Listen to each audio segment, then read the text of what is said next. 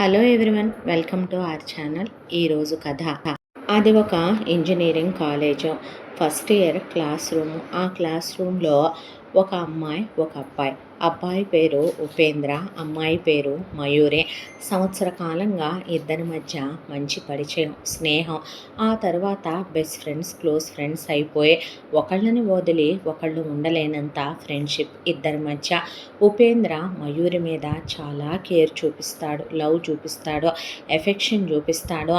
ఆమె రికార్డ్స్ రాస్తాడు. ఆమె ఒంట్లో బాగోపోతే భుజం మీద పడుకోబెట్టుకుంటాడు, ఒళ్ళో పడుకోబెట్టుకుంటాడు, నోట్లో తినిపిస్తాడు, ఆమెను పిక్ చేస్తాడు, డ్రాప్ చేస్తాడు, ఆమెని ఎవరూ ఏమీ అనకుండా ప్రొటెక్ట్ చేస్తాడు. అంతా దాంట్లో తనంటే ఉపేంద్రకి ఇష్టమని మయూరికి తెలుసు, మయూరికి తనంటే ఇష్టమని ఉపేంద్రకి తెలుసు. ఇద్దరు చాలా క్లోజ్గా ఉంటారు. అంతా దాంట్లో ఐ లవ్ యూ అనే ఉపేంద్ర చెప్పడు. ఎంతైనా అమ్మాయి కాబట్టి అమ్మాయిలన్నాక కాస్త ఈగో, కొంచెం హెడ్ వెయిట్, లైట్గా పొగరు, కొంచెం ఈగోయిస్టిక్ మైండ్ సెట్ ఉంటుంది కాబట్టి అమ్మాయిలు ఎంతైనా యూనివర్సల్ రూల్ ప్రకారం మాట్లాడుకున్న అబ్బాయిలే కదా అమ్మాయిలకి ప్రపోజ్ చేయాలి అనే దాంతో మయూరి ఉపేంద్రకి ప్రపోజ్ చేయలేదు. ఉపేంద్ర క్లోజ్గా ఉంటాడు, ఫ్రెండ్లీగా ఉంటాడు, సన్నిహితంగా ఉంటాడు. కానీ అలా రోజులు గడిచిపోతున్న ఉపేంద్ర మయూరికి ప్రపోజ్ చేయలేదు. ఇలా 4 సంవత్సరాల ఇంజనీరింగు ఎలా గడిచిపోయిందో కూడా తెలియకుండా కాలం అలా గడిచిపోకుంటూ వచ్చింది. ఉపేంద్ర చాలా బాగా చదువుతాడు, మయూరి బాగా చదువుద్ది. పోటీ పడి చదివే వాళ్ళిద్దరూ టాపర్స్. మయూరికి కాస్త కోపం ఎక్కువ, కొంచెం పొగరెక్కువ, గట్టిగా మాట్లాడుద్ది. ఉపేంద్రకి చాలా ఓర్పు ఎక్కువ, సహనం ఎక్కువ, చాలా పొలైట్గా ఉంటాడు. ఇక ఉపేంద్ర అంటే లెక్చరర్లో పేక్ కోసేసుకొని చెవి కోసేసుకుంటారు. ఫ్రెండ్స్ అందరూ ఉపేంద్ర అంటే ప్రాణం తీసేసుకుంటారు. ఈ 4 ఏళ్లలో ఉపేంద్ర లాంటి cute boy, lovely boy, humble boy వెతికినా దొరకనేమో వెదవల్లారా అనే క్లాసులో ఉన్న అమ్మాయిలే కాదు, పక్క క్లాసుల్లో ఉన్న అమ్మాయిలు, వేరే బ్రాంచ్ల అమ్మాయిలు కూడా ఉపేంద్రకే ప్రపోజ్ చేస్తే నవ్వేసి ఊడుకునేవాడు. మీతో నాకు లవ్ ఏంటి, మనం క్లాస్మేట్స్, ఫ్రెండ్స్ అని వదిలేసేవాడు. మయూరికి చాలామంది అబ్బాయిలు చెప్పినా నాకు ఇంట్రెస్ట్ లేదు, పోండ్రా అంటే ఇక వాళ్ళు మయూరి జోలికి కూడా వచ్చేవాళ్ళు కాదు. ఇలా 4 ఇయర్స్ కంప్లీట్ అయిపోయి ఆ రోజు లాస్ట్ సెమిస్టర్, లాస్ట్ ఎగ్జాము రాసేసి వచ్చాక ఫ్రెండ్స్ అందరూ గోళ్ళు కొరికేసుకుంటూ, జుట్టు మెలికలు తిప్పేసుకుంటూ, పెన్ను పెట్టి నోట్లో కొరికేసుకుంటూ వీళ్ళిద్దరూ ఒకళ్ళకొకళ్ళు ప్రపోజ్ చేసుకుంటారేమో ఈ రోజు వరకు చెప్పలేదుగా ఉపేంద్రనే. చెట్ల చాటున ఎక్కడ దొరికితే అక్కడ గుంపులు గుంపులుగా నుంచొని వీళ్ళనే గమనిస్తూ నుంచుంటే ఉపేంద్ర మయూరి క్లాస్లో నుంచి బయటకు వచ్చారు. నెక్స్ట్ ఏంటి అని అడిగాడు ఉపేంద్ర మయూరిని. మయూరి ఆ రోజు ఉపేంద్ర ప్రపోజ్ చేస్తాడని చాలా అందంగా రెడీ అయి కూడా వచ్చింది. అలా అడుగుతాడేంటి వీడు అనుకొని, ఏముంది పీజీ చేద్దాం అనుకుంటున్నాను అంటే ఎక్కడ అన్నాడు. ఈ కాలేజ్లో జాయిన్ అవుతాను, ఇదే కాలేజ్లో కంటిన్యూ చేయట్లేదా, లేదు ఉపేంద్ర వేరే కాలేజ్లోనే జాయిన్ అవుదాం అనుకుంటున్నాను అన్న తర్వాత అవునా అన్నాడు. అన్నాక అని అలా ఉపేంద్ర కళ్ళల్లోకి చూసిందే. ఉపేంద్ర ఎప్పట్లానే మాట్లాడుతున్నాడు. కోక్ తీసుకొచ్చాడు, సమోసా తీసుకొచ్చాడు, నోట్లో పెట్టి తినిపించాడు, పెదవులు కంటితే తుడిచాడు, కోక్ తాగిచ్చాడు, డ్రాప్ చేసేనా అనేసరికి ఫ్రెండ్స్ అందరూ మయూరి ఇట్రావే ఇట్రావే ఇట్రావే అని పక్కకి పిలిచి, మాలో కొంతమంది పెళ్ళిళ్ళు కుదిరిపోయినాయి, కొంతమంది అబ్రాడ్ వెళ్ళిపోతున్నాం మాస్టర్స్ చేయడానికి, ఈ ఎదవల పరిస్థితి అలాగే ఉంది, కొంతమందిని జాబులకి వెళ్ళిపోతున్నాం, ఆడు చెప్పపోయాడే, అలాంటోడు మళ్ళీ వెతికినా దొరకడే, మిల్క్ బాయ్ వాడు, వాడిని వదిలేసుకోకే, ఇన్నోసెంట్ బాయే, క్యూట్ బాయే, లవ్లీ బాయే, అయ్యయ్యో వాళ్ళంటే బాలీవుడ్ హీరోని వదిలేసుకుంటే, హాలీవుడ్ హీరోని వదిలేసుకుంటే మళ్ళీ దొరకడే అని మయూరికి చెప్పిన మయూరి అలా నుంచుంది. ఏంటే చూస్తావు, వాడు చెప్పకపోతే నువ్వే చెప్పేసి డీప్గా ఒక లిప్ కిస్ ఇచ్చే పడుంటాడు వాడు ఇన్నాళ్ళు నీ వెనకాల తిరిగితే నీ తెలియట్లేదా వాడికి నీ మీద నవ్వుందని. కొంతమంది సన్నాసులంతే, మనం చెప్పిందాకా కదలరే తల్లే, చెప్పవే అలాంటి వాడిని పోగొట్టుకోకే అంటే మయూరి వెళ్ళి ఉపేంద్ర దగ్గర అలా నుంచుంటే బయలుదేరదామా అన్నాడు. అనేసరికి చెప్పు అని వాళ్ళు అంటుంటే ఎంతైనా ఆడపిల్ల కదా ఎలా చెప్పుద్దే, దాంతో బయలుదేరదాం అందే. అనేసరికి ఫ్రెండ్స్ అందరూ ఫో అనుకునే బాయ్ బాయ్ చెప్పుకుని ఎవరి దారిన వాళ్ళు ఇళ్ళకి బయలుదేరిపోయారు. ఉపేంద్ర మయూరిని బైక్ మీద ఎక్కించుకొని మయూరి వాళ్ళ ఇంటి దగ్గరికి తీసుకొచ్చి దింపి బాయ్ రా అన్న తర్వాత నాకేమైనా చెప్పాలా నువ్వు అంది. ఏం లేదే అనేసరికి ఏం లేదా అని ఉక్రోషంతో అడిగితే ఏం లేదే ఉండదులే అనేసి అక్కడి నుంచి లోపలికి వచ్చి పుస్తకాలు పక్కన పడేసి బట్టలు మార్చుకొని అలా మంచం మీద కూర్చొని ఈ 4 ఏళ్లుగా ఉపేంద్ర తన ప్రపంచం అయిపోయాడు, తన లోకం అయిపోయాడు, తన సర్వస్వం అయిపోయాడు. తను కూడా విషయం పెద్ద చేసిందా, అలాంటి వాడిని వదిలేసుకోవటం ఎందుకు, తనే చెప్పుద్ది అనుకున్నాడా? ఇగో ఎంతైనా దొంగ వెధవలు మగ వెధవలు అమ్మాయిల లైఫ్ల్లోకి వస్తారో అమ్మాయిల లైఫ్ అంతా వాళ్ళే అయిపోతారో. అంతవాడు నన్ను జస్ట్ ఫ్రెండ్ అనుకున్నప్పుడు నా మీద ప్రేమ ఎందుకు చూపించాడు, ఎఫెక్షన్ ఎందుకు చూపించాడు, కేర్ ఎందుకు చూపించాడో? నాకు హెల్త్ బాగోపోతే గుడికి వెళ్తాడు, తీసుకొచ్చి పొట్టు పెడతాడు, నా కోసం ఫాస్టింగ్ ఉంటాడు, నాకు తినిపిస్తాడు, నన్ను వద్దన్న ఒళ్ళో పడుకోబెట్టుకుంటాడు, భుజం మీద పడుకోబెట్టుకుంటాడు, బండెక్కితే కౌగిలించుకొని వీపు మీద పడుకోమంటాడు, సినిమాకి వెళ్తే ఎంతో కేర్ తీసుకుంటాడు, ప్రొటెక్టివ్గా ఉంటాడు. ఇవన్నీ అసలు ఎందుకు చెయ్యాలి? నా బర్త్డేలు ఎందుకు చెయ్యాలి, ఫ్రెండ్షిప్ డేలు ఎందుకు చెయ్యాలి? బెస్ట్ ఫ్రెండ్ అంటే ఒకప్పుడు ఆ మాట బాగానే ఉండేది, కానీ గుండెల్లో మండిపోతుంది. బెస్ట్ ఫ్రెండ్ అనే ట్యాగ్ లైన్ వేశాడా? ఒకవేళ తనే సిగ్గు విడిచి చెప్పుంటే నేను నిన్న అలా అనుకోలేదు, జస్ట్ ఫ్రెండే అనుకున్నాను అంటే ఏ అమ్మాయి మాత్రం అబ్బాయిలకి చెప్పి వాళ్ళనే ఆ మాట తీసుకుంటే అంతకన్నా బాధాకరమైన విషయం మరొకటి ఉందా? ఒక అబ్బాయితో రిజెక్ట్ చేయించుకోవటం తనలాంటి ఆత్మాభిమానం ఉన్న అమ్మాయి వల్ల కాని పనే. లైఫ్లో రాసుంటే జరుగుద్ది, లేకపోతే లేదో అనుకుంటే ఏమీ భోంచేతుగాని రామ్మా అని మయూరి తల్లి మాళవిక పిలిస్తే వద్దమ్మా తినాలని లేదు. ఏమైందమ్మా అని సుదర్శన్ రావు అడిగితే లాస్ట్ డేగా డాడీ పార్టీ ఇచ్చారు, తినొచ్చిందంట్లేవే, నీకు గోల, ఏమైందో అడుగు అంటావు అనేసరికి ఇక మయూరి అలా కళ్ళల్లోంచి నీళ్లు కారిపోతూ ఈ 4 ఏళ్ల ఫోటోలు వీడియోలు చూసుకుంటూ ఆ తర్వాత నెక్స్ట్ డే నుంచి సమ్మర్ హాలిడేస్, ఆ తర్వాత పీజీ కోసం అప్లై చేసుకుందాం, అడ్మిషన్ తెచ్చుకుందామని వెళ్ళి అప్లై చేసుకుంది, అడ్మిషన్ తెచ్చుకుంది. వాళ్ళ నాన్న ఫీజు కట్టేశాడు, అంతా బాగానే ఉంది. ఆ తర్వాత నుంచి ఉపేంద్రే తను కాల్ చేస్తున్నాడు, మెసేజ్లు చేస్తున్నాడు, మయూరే ఫోన్ తీయట్లేదు, మెసేజ్లకు రిప్లై ఇవ్వట్లేదు. దొంగ మొహమోడు ఫ్రెండ్గా మాట్లాడటానికి ఫోన్ చేసినట్టున్నాడు. ప్రతి ఒక్కరూ అంతే, అమ్మాయిలతో అలా టైంపాస్ చేయటం, తీరా వాళ్ళకి నచ్చిన వాళ్ళు అమ్మా బాబులు చెప్పిన వాళ్ళు దొరికేసి సరికి అమ్మాయిల్ని లైట్ తీసుకొని ఎవరో ఒకళ్ళని చేసుకొని జంప్ అయిపోతారో.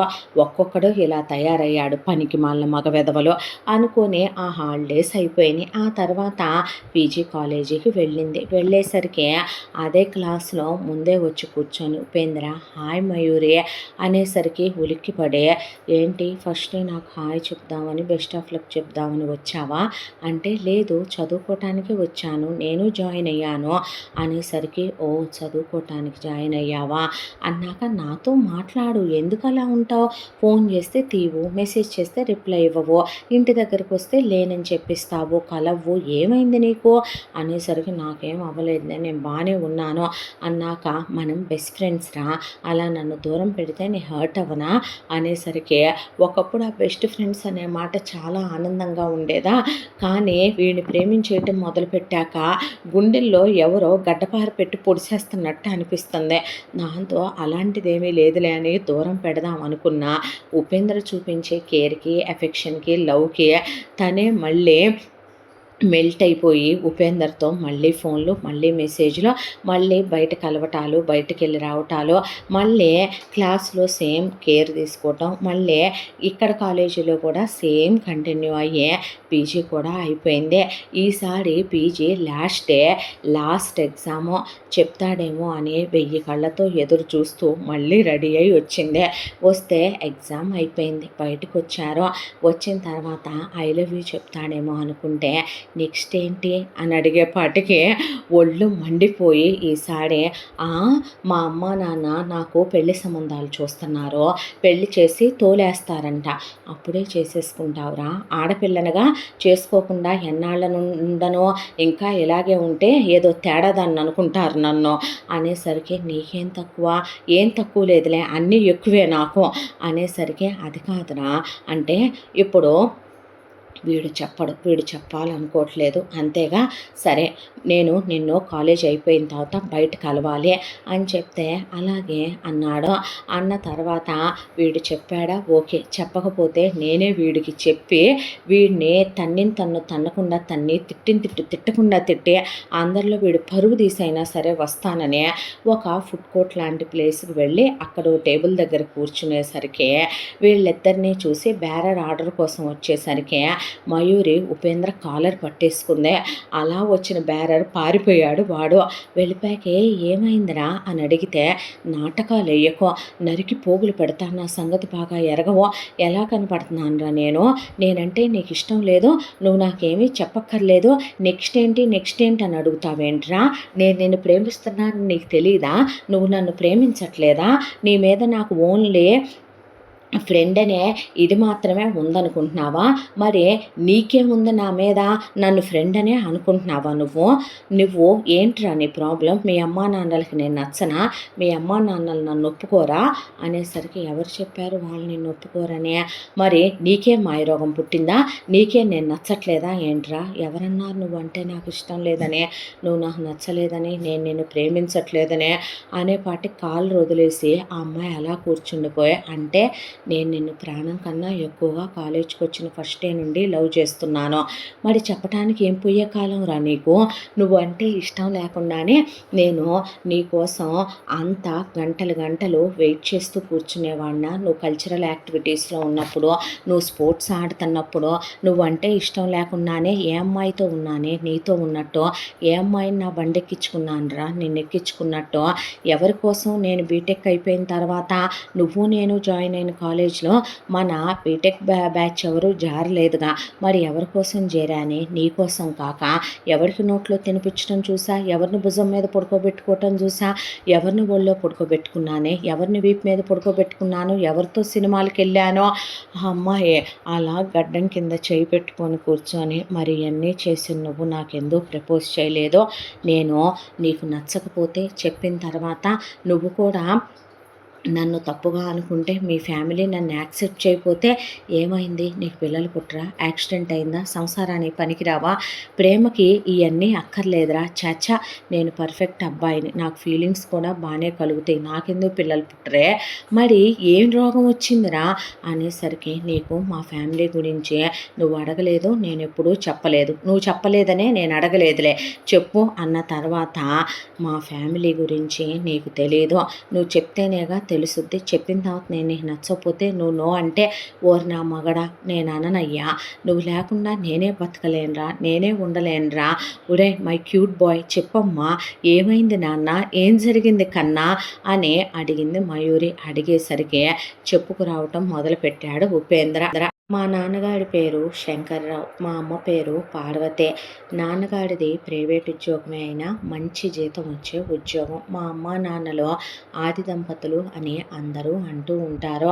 మా అమ్మా నాన్నలకి గట్టిగా మాట్లాడటం చేత కాదు, పోట్లాడటం అసలే చేత కాదు, మాది అద్దెల్లే, మాకు సొంతిల్లు లేదు, నాన్నగారికి ఒక స్కూటరు, అమ్మ దగ్గర కట్నం తీసుకొని నాన్న పెళ్లి చేసుకోలేదు, నానమ్మ తాతయ్య అమ్మమ్మ తాతయ్య మా చిన్నప్పుడే చనిపోయారు, అమ్మ నాన్నలు ఒకే మాట మీద ఉండే దంపతులు, అమ్మకి అన్నదమ్ములు అక్క చెల్లెళ్ళు లేరు, నాన్నకి లేరు, వీళ్ళిద్దరూ ఒక్కొక్కళ్ళే కావడం వల్ల వీళ్ళిద్దరికీ పెళ్ళైన తర్వాత అమ్మ నాన్న కలిసే పిల్లలంటే చాలా ఇష్టం, దాంతో నాకు 4 అన్నయ్యలు ఉన్నారు. వాట్ అందే ఒక్కసారిగా మయూరి. అవును, మా పెద్దన్నయ్య అరుణ్, రెండో అన్నయ్య ఆనంద్, మూడో అన్నయ్య ఇంద్ర, 4గో అన్నయ్య ఈశ్వర్, 4 చాలే అని రామలక్ష్మణ భరత శత్రుఘ్నులే ఉంటారని అమ్మ ఆపరేషన్ చేయించుకున్నాక ఫెయిల్ అయ్యి నేను పుట్టాను, ఫెయిల్యూర్ కిడ్డా, లైఫ్లో కూడా ఫెయిల్ అయిపోతానేమోనని నోరు మూసి నువ్వు ముందు చెప్పవా నాకు అన్నాక, నేను ఉపేంద్ర, 5గురిని ఆ ఈ ఈ ఊ అని పెట్టారు పేర్లు, కరెక్టేరా నేను గమనించలేదు అంది మయూరే. అంత ఇష్టం మేమంటే, మా అమ్మ రామచంద్రుడి ఫ్యామిలీ అనుకునే అది కాస్త పంచపాండవుల ఫ్యామిలీ అయిందని మా 5గురిని చిన్నప్పటి నుంచి వేలు జత చేసి ఒకే దగ్గర కూర్చోబెట్టి చాలా ప్రేమాభిమానాలతో పెంచేదే. 5గురు అన్నదమ్ములమే అయినా మా పెద్దన్నయ్యకి మేము నలుగురంటే ప్రాణం. మా రెండో అన్నయ్యకి మేము నలుగురంటే ప్రాణం. మూడో అన్నయ్యకి అంతే. నాలుగో అన్నయ్యకి అంతే. నాకు అంతే. మేము ఒకళ్ళని వదిలి ఒకళ్ళు ఉండలేం. ఈ ప్రపంచమంతా కూలిపోయినా మేము ఐదుగురు ఉంటే మేము బతికేస్తాం. మా మమ్మీ మమ్మల్ని అలా పెంచిందే. Oh! So sweet, so cute. I love your family. మరేమైందిరా అని అడిగితే, ఇక మా నాన్న ఉన్నంతలోనే మేము 6 పూట్ల బాగా తింటాం. మా అమ్మ కమ్మగా వండి పెట్టుద్ది. చిన్నప్పటి నుంచే మాకు మంచి ఎడ్యుకేషన్ ఇప్పించాలని స్పోర్ట్స్ కానీ, మ్యూజిక్ కానీ, డ్యాన్స్ కానీ, స్విమ్మింగ్ కానీ, కరాటే కానీ ఇది వచ్చు ఇది రాదు అనకుండా ఒక ఏజ్ వచ్చిన తర్వాత జిమ్కి కానీ మా నాన్న వచ్చిన ప్రతి సినిమాకి తీసుకెళ్తారు. రెస్టారెంట్లని, డిన్నర్లని, షాపింగ్ అని ఒకళ్ళు వేసుకున్న బట్టలు మా నాన్న ఇంకొకళ్ళు వేసుకోవద్దని అందరికీ మా నాన్న ప్రతి 2 నెలలకు ఒకసారి షాపింగ్ చేయించి బట్టలు కొంటారు. అయితే మేమే మా అన్నదమ్ములో పెద్దన్నయ్య, రెండో అన్నయ్య, మూడో అన్నయ్య ఒకళ్ళం మార్చి వేసుకుంటాం. మా పుట్టినరోజులు కూడా చాలా గ్రాండ్గా సెలబ్రేట్ చేసి మేము పుట్టిన దగ్గర నుంచి ఏ రోజు ఇప్పటి వరకు కూడా ఈ 2 ఉంగరాలు, ఈ బ్రేస్లెట్, నాకు కడియం కూడా ఉంది నీకు తెలుసుగా గోల్డ్దే. అలాగే మెళ్ళో గొలుసు లేకుండా ఎప్పుడూ లేము మేము ఐదుగురం అన్నదమ్ములం. మా అమ్మ అసలు మేము అవి వేసుకోపోతే చూడలేదు. ఇక మా ఐదుగురికి మా డాడీ మా ఊహ వచ్చిన దగ్గర నుంచి బ్రాండెడ్ వాచ్లే కొన్నాడు. కాలేజ్లో ఒక్కొక్కళ్ళు చేరగానే ఇంటర్లకి మాకు నచ్చిన బైకులు కొనిచ్చాడు. మా అమ్మ నాన్న మమ్మల్ని కొట్టరు, తిట్టరు, ఒక్క మాట అనరు. అన్నయ్యలు నలుగురు చాలా మంచివాళ్ళు, చాలా మెతక. అసలు గట్టిగా మాట్లాడటం, కొట్టడం, తిట్టడం, అరవటం ఇవి తెలీదు. చాలా బ్రహ్మాండంగా చదువుతారు. అన్నిట్లో ఫస్టే. లెక్చరర్లు అన్నయ్యలంటే ప్రాణం పెట్టేస్తారు. నువ్వన్నా అంతే కదరా. అవును, అన్నయ్యలు టాపర్లుగా చదువుకునేవాళ్ళు. ముందు మా పెద్దన్నయ్య చదువు అయిపోయి 50,000 రూపాయలకి ఇంజనీరింగ్ అయిపోయిన మా అన్నయ్యకి జాబ్ వచ్చింది. రాగానే మా అమ్మ నాన్న మా పెద్దన్నయ్యకి పెళ్లి చేసేస్తే ఏ వయసుకు జరగాల్సిన ముచ్చట ఆ వయసులో జరుగుద్దని మా పెద్ద అన్నయ్యని పెళ్లి చేసుకోమన్నారు. మా అన్నదమ్ములు ఐదుగురం అమ్మా నాన్న మాటలో కాదనేలా వాళ్ళు మమ్మల్ని పెంచలేదు. మా ఇష్టాలకు వాళ్ళు విలువిస్తారు. మేము ఐదుగురం అమ్మా నాన్నల దగ్గర కూర్చొని అప్పటికి పెద్దన్నయ్య ఒక్కడి చదువే అయిపోయింది. మేము ఇంకా చదువుల్లోనే ఉన్నాం కాబట్టి మా చదువులు కూడా అయిపోయి ఉద్యోగాలు వచ్చాక ఒక 3 నుంచి 5 ఏళ్ళు పెళ్లి చేసుకోకుండా ఆగి ఒక పెద్ద ల్యాండ్ కొనుక్కొని ఇల్లు కట్టుకొని ఆ తర్వాత మేము కాస్త కారు అది కొనుక్కొని కెరియర్లో సెటిల్ అయిన తర్వాత నాన్నగారు ఇంకా ప్రైవేట్ జాబ్ అయినా ఆయన రిటైర్మెంట్ తీసుకుని అమ్మ విశ్రాంతి తీసుకున్నాక అప్పుడు ఉద్యోగాలు చేసే అమ్మాయిల్ని పెళ్లి చేసుకుందాము, వాళ్ళు ఖాళీగా ఉండకూడదు, మేము ఇప్పటికీ సొంత ఇల్లు సంపాదించుకోలేకపోయాము, ఇప్పటికీ నీతి నిజాయితీలనే తప్ప మా అమ్మ నాన్నకి సెల్ఫ్ రెస్పెక్ట్ చాలా ఎక్కువ మయూరే. మా నాన్నగారు అప్పు తప్పు 2 చెయ్యరు. ఎవరి దగ్గరికి వెళ్ళి చేయి జాపి ఆయన దేహి అనరు. ఒకళ్ళ చేత ఆయన ఏ రోజు మాట పడింది లేదు. అందుకే ఆయనంటే చాలా విలువ, గౌరవాలు మా చుట్టాలు బంధువులందరిలో. అమ్మ అంతే. కాబట్టే చిన్నప్పటి నుంచి మేము పుట్టిన దగ్గర నుంచే అమ్మ ప్రతిసారి 5 గ్రాముల గోల్డ్ చొప్పున మాకు రాబోయే భార్యల కోసం కొని 5 బాక్సుల్లో దాచిపెడుతూ ఉండేదే. మా విషయం గురించి వాళ్ళు ఆలోచించి మా పెళ్ళిళ్ళకి ఖర్చు అవుతాయని అమ్మాయి వాళ్ళ అమ్మా నాన్నల మీద భారం పెట్టకూడదని మా నాన్నగారు ఇంతింత అమౌంట్ అని మా ఐదుగురి పేరు మీద 5 అకౌంట్లు ఓపెన్ చేసి మా పెళ్ళిళ్ళకని దాస్తూ ఉండేవాళ్ళు. ఇక పెద్దన్నయ్యని ఎప్పుడైతే అమ్మా నాన్న పెళ్లి చేసుకోమన్నారో పెద్ద వదిన పేరు సరళ. వాళ్ళ అమ్మా నాన్న ఉన్నవాళ్లే అయినప్పటికీ వాళ్ళేమీ కట్న కానుకలు ఇవ్వటానికి విల్లింగ్గా లేకపోయినా పెళ్లి ఖర్చులు కూడా పెట్టుకోవటానికి వాళ్ళు విల్లింగ్గా లేకపోయినా అమ్మ నాన్నే అమ్మాయి మంచిదని, చదువుకుందని, చూడటానికి బాగుంటుందని వదిన అప్పటికే ఉద్యోగం చేస్తోంది కాబట్టి అన్నయ్యని మాట్లాడమంటే పెళ్లి చూపుల్లో పెళ్ళయ్యాక కూడా నువ్వు ఉద్యోగం చెయ్యి చాలు, నేను ఒక్క మాటను ఒక్క దెబ్బ కొట్టను, నా కుటుంబం నుంచి నన్ను వేరు చేయొద్దు, మా అన్నదమ్ముల్ని నువ్వు ముక్కలు చేయొద్దు, 6 ఒక్కరోజు నేను విడాకులైనా ఇస్తానేమో, కానీ నా తల్లిదండ్రుల్ని, నా అన్నదమ్ముల్ని నేను వదులుకోను, నా కుటుంబాన్ని ముక్కలు చెయ్యొద్దు అని చెప్తే, అయ్యో నేను అలాంటి దాన్ని కాదు అని చెప్పిన తర్వాత నాన్నే పెళ్లి ఖర్చులు పెట్టుకొని పెద్దన్నయ్యకి, పెద్ద వదినకి అమ్మ ఎంగేజ్మెంట్లో నెక్లెస్ పెట్టింది, ఎంగేజ్మెంట్ రింగులు తీసుకున్నాడు, ఎంగేజ్మెంట్ ఖర్చు మాదే, పెళ్లి ఖర్చు మాదే. పెళ్లిలో అమ్మాయికి కావలసిన పెళ్లి బట్టలు, తాళి గొలుసు, నల్లబూసలు, ప్రధాన పొంగురం, అమ్మే 2 గాజులు వదినకి చేయించిచ్చింది. వాళ్ళ పుట్టింటి వాళ్ళు ఏమీ కొనిచ్చింది లేదు. ఆ తర్వాత పెద్దొదినకి అన్నయ్యకి పెళ్ళైపోయింది. వెంటనే పిల్లలు వద్దులే, తమ్ముళ్ళ చదువులు అయిపోయేంత వరకు అంటే సరేనని అన్నయ్య బర్త్ కంట్రోల్ యూజ్ చేయడం మొదలుపెట్టాడు. ఆ తర్వాత ఉన్నంతలోనే హనీమూన్కి కూడా వెళ్ళొచ్చారు. అయిపోయి పెద్దొదిన ఉద్యోగానికి వెళ్ళటం మొదలుపెట్టి కరెక్ట్గా వాళ్ళ పెళ్ళే ఒక నెల రోజులు అయిందో లేదో పెద్ద వదిన వాళ్ళ అమ్మ వచ్చింది.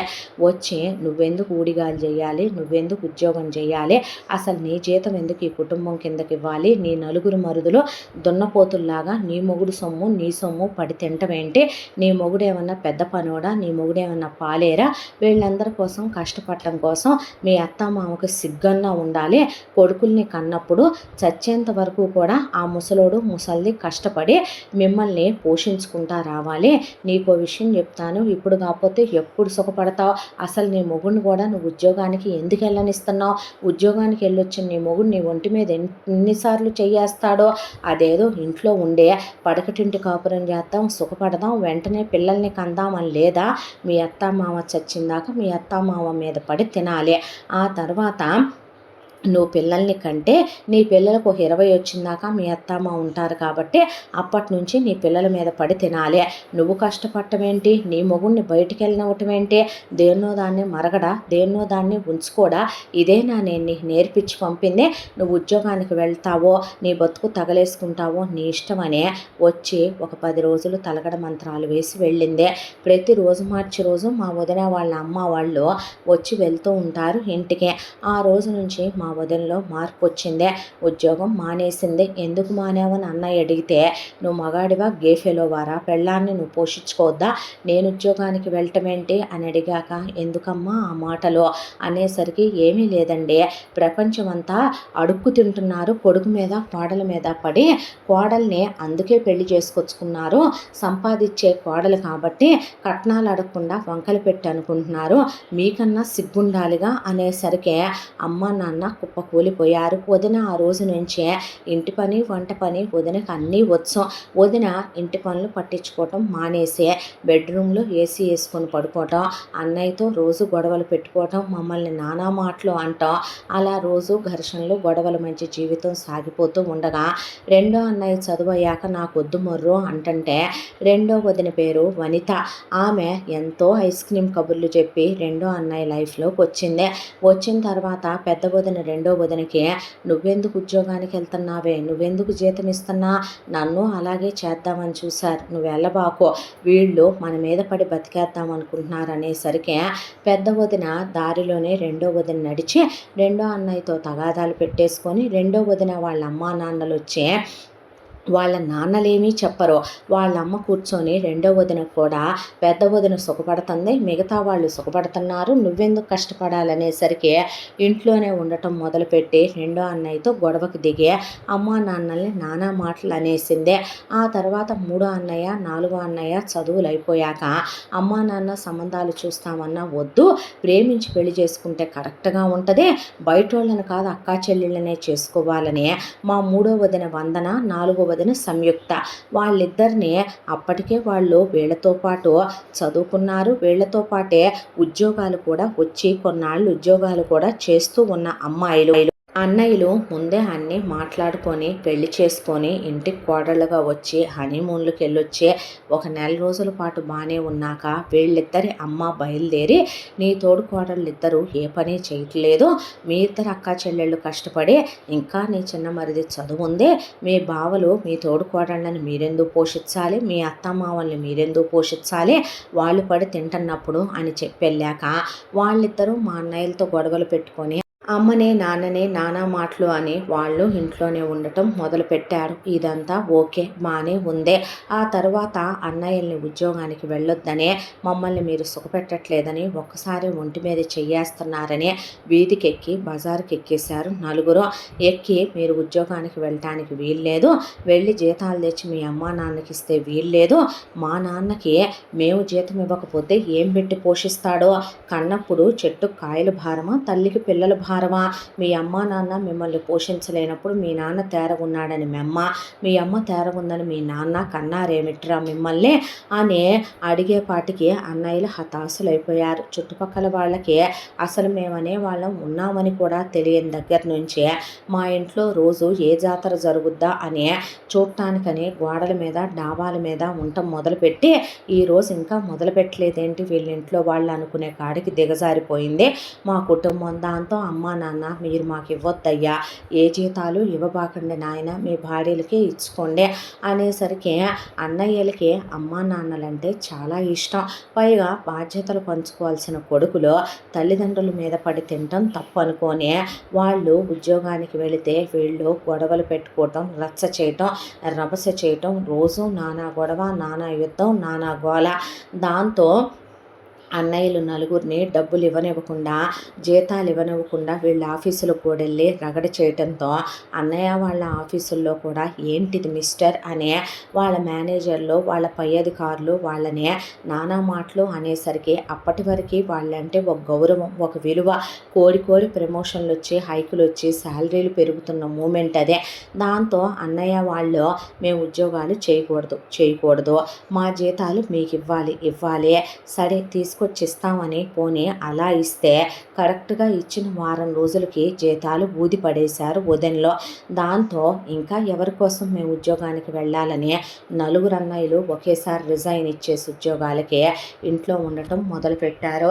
ఇదంతా ఒక ఎత్తు. దానికి నువ్వు ఎందుకు బాధపడుతున్నావురా, బాధపడక ఏం చేయమంటావు మయూరి, నాన్నగారు మా చిన్నప్పటి నుంచి కష్టపడుతూనే ఉన్నారు, మేము నలుగురం కలిసి ఆయన్ని అమ్మని హ్యాపీగా చూసుకోవాల్సింది పోయి నాన్నకు ఒక 5-6 వేలు తప్పుతే కదా అనే దాంతో దేనికో దానికి వస్తాయి కదా అని అమ్మ పొద్దున్నే లేసి ఇంట్లో పాచి పని తనే చేసుకుంటుందే. అమ్మ పరిస్థితి చూడలేక ఒకవైపు నా అన్నయ్యల అమ్మకి బట్టలు తొగటంలో సాయం చేయటం, ఇల్లు ఉడిస్తే మాపు పెట్టడంలో సాయం చేయటం, వంట కూరగాయలు కోసి పెట్టడం, అమ్మకి ఇలా హెల్ప్ చేసుకుంటా బయటికి నేను తెచ్చి పెడతా ఇలా బ్రతుకుతున్నామో. ఒకవైపును చూస్తేనేమో ఎప్పుడు పడితే అప్పుడు మాకు చిరాగ్గా ఉంది, గదుల్లోకి రండి అని పిలవటం, వాళ్ళని మీరు మా మీద చెయ్యట్లేదు, పిల్లల్ని కంటలేదంటాం. అంతా దాంట్లో అన్నయ్యలు బర్త్ కంట్రోల్స్ యూస్ చేస్తూనే ఉన్నారు. ఇంకా పిల్లల్ని కని నాన్న మీద భారం మోపటం వాళ్ళకి ఇష్టం లేక, అంతా దాంట్లో అమ్మా నాన్న అన్నయ్యల్ని ఏమీ అంటానికి లేదు. వాళ్ళు ఇష్టపడి పెళ్ళిళ్ళు చేసుకుంటామని ఎవరి మీద మోజుపడి చేసుకుందే లేదు. చివరికి 3వ అన్నయ్య 4వ అన్నయ్యని కూడా పెళ్ళో అని అమ్మా నాన్నే ఏ వయసు ముచ్చట్లు ఆ వయసులో అనేసరికి ఆ డెసిషన్ తీసుకోవాల్సి వచ్చిందే. తీరా పోతే వచ్చిన వీళ్ళ నలుగురు ఇలా తయారయ్యారో. పోనీ వాళ్ళ నలుగురు ఏమైనా సఖ్యంగా ఉంటారా అంటే పిచ్చి కుక్కలు, కాట్ల కుక్కలు నయం. ఆ వజాన పోట్లాడుకుంటారు నలుగురు. ఎదురైతే ఒకళ్ళతో ఒకళ్ళకి మాట కుదరదు. 3వ వదిన 4వ వదిన సొంత అక్క చెల్లెళ్ళే అయినా జుట్లు పట్టుకొని కొట్టుకోవటం, నలుగురు వీధులకు ఎక్కటం. వీళ్ళ అమ్మలు ప్రతి రోజు మార్చి రోజు వస్తారు, గంటలు గదుల్లో తలుపులు వేసుకొని మాట్లాడి వెళ్తారు. అమ్మకి ఇంత పనుల్లో సాయం చేయరు. నాన్న ఈ వయసులో ఆయన ఆఫీస్ టైము ఆయనకి 5 వరకు అయితే ఆయన 6 వరకే ఆఫీస్లో ఉండే, పొద్దున 10కి వెళ్ళే మనిషి 8కి ఆఫీస్కి వెళ్ళి కష్టపడుతూనే ఉన్నాడు ఆయన. ఇంటికి వచ్చిన తర్వాత ఈ వయసులో ఆయన ట్యూషన్లు చెప్పుకుంటున్నాడు. మా అన్నయ్యలు వెళ్ళి ఆ ట్యూషన్లో అన్న హెల్ప్ చేద్దామంటే ఏంది మీ నాన్న దగ్గర కూర్చున్నావని నాన్నకి అన్నయ్యలు సాయం చేయటం చూడలేక ముందు గదిలోకి వస్తావా రావా, చిరాకు ఉంది, మధ్యాహ్నం ఓసారి చెయ్యేసి వచ్చి బయట కూర్చున్నావేంటే అని ట్యూషన్ పిల్లలందరూ అదోలా చూస్తుంటే మీరు వెళ్ళిపోండి అయ్యా, మీకు దండం పెడతాను, ఇది పిల్లలకి చదువు చెప్పుకునే చోటనే అన్నయ్యలకి తల నరికేసినట్టు అనిపించి గదిలోకి వెళ్ళి మెయిల్ ప్రాస్టిట్యూషన్ చేస్తున్నాం అన్నట్టుగా గదుల్లోకి వెళ్తారు. మిగతా టైం అంతా వదిలిన అసలు గదిలో నుంచి బయటికి రారు. గదిలో ఏసీల్లో గదిలో టీవీ పెట్టుకొని కూర్చుంటారు. అన్నయ్యలు నలుగురు హాల్లో కూర్చుంటారు. అంతా దాంట్లో ఇంటి ఇంటి పని అంతా చేసుకుంటూ అమ్మ మిషన్ కుట్టుకుంటూ నాన్నకి సాయం చేసి పెడుతుంది. ఒకవైపున ఇంటి పనిలో అమ్మకి మేము హెల్ప్ చేసి పెడుతున్నాం. అంతా దాంట్లో వీళ్ళు మంచం దిగరు. పొద్దున్నే లేవంగానే వీళ్ళకి టీలు కాఫీల దగ్గర నుంచి పళ్ళ రసాలు డ్రై ఫ్రూట్స్, నలుగురు ఒక టిఫిన్ తినరు, నలుగురు భోజనంలో ఒక కూర తినరు. అమ్మ 10 రకాలు వండాలి. పైగా ఎప్పుడైనా ప్రాణం బాగోక ఆ వండలేకపోతే నీ పెద్ద కోళ్ళకి ఇష్టమని ఇది వండుకున్నావు, రెండో కోళ్ళకి ఇష్టమని అది వండావు, మూడో కోళ్ళకి ఇష్టమని ఇది వండావు, నీకు మేము అంత నచ్చని కోడళ్ళం అయిపోయాము. అవునులే, మేము కట్నాలు తేని కోడళ్ళం కదా, కనపడకుండా ఆరళ్ళు పెడుతున్నామని అమ్మ మెతకని తెలుసు, నోరెత్తలేదని తెలుసు, మేమెవరం ఏం అనలేమని తెలుసు. దాంతో రెచ్చిపోయి మాట్లాడతారు. వీళ్ళ అమ్మలు వచ్చి మా అన్నయ్యల్ని, ఏయ్ అల్లుళ్ళు మీకే చెప్పేదే ఎట్రండి అని ఆ టోన్తో మాట్లాడతారు. అన్నయ్యలకి ఆత్మాభిమానం చాలా ఎక్కువ. అసలు అలాంటిది వీళ్ళు అలా మాట్లాడటం, ఆ మాటలు పట్టడం నాన్నకి లైఫ్ ఏంటో అర్థం కావట్లా. ఆయనకి ఇదివరకు ఎప్పుడూ లేదు, ఈ మధ్య హెల్త్ బాగా పాడైంది.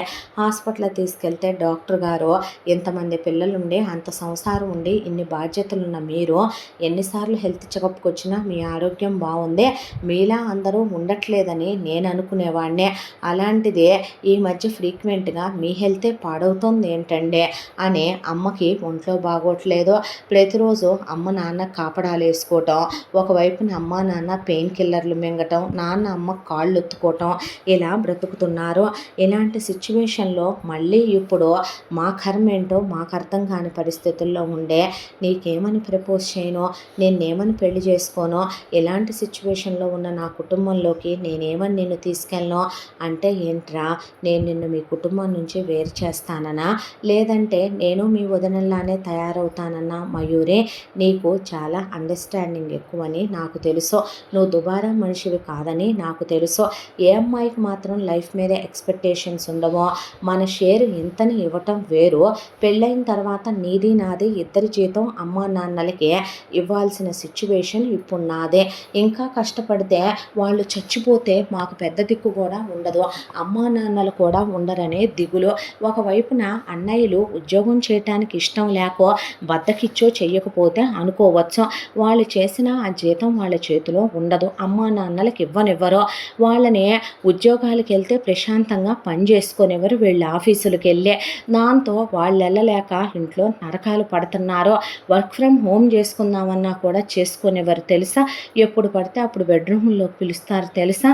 మా అమ్మ నలిగిపోతుంది, మా నాన్న చితికిపోయి మౌనంలోకి వెళ్ళిపోయాడు, అన్నయ్యలో మాటా పలుకు లేకుండా ఉండిపోయారు. అలాంటి ఇంట్లోకి ఇప్పుడు నేను పెళ్లి చేసుకొని నేను తీసుకెళ్తానంటే నాకున్న అన్ని ప్రాబ్లమ్స్లోకి నువ్వే కాదు ఏ అమ్మాయి అయినా రావటానికే సిద్ధంగా ఉంటుందా. మొత్తం భారం బరువు మన మీదే పడిపోద్ది.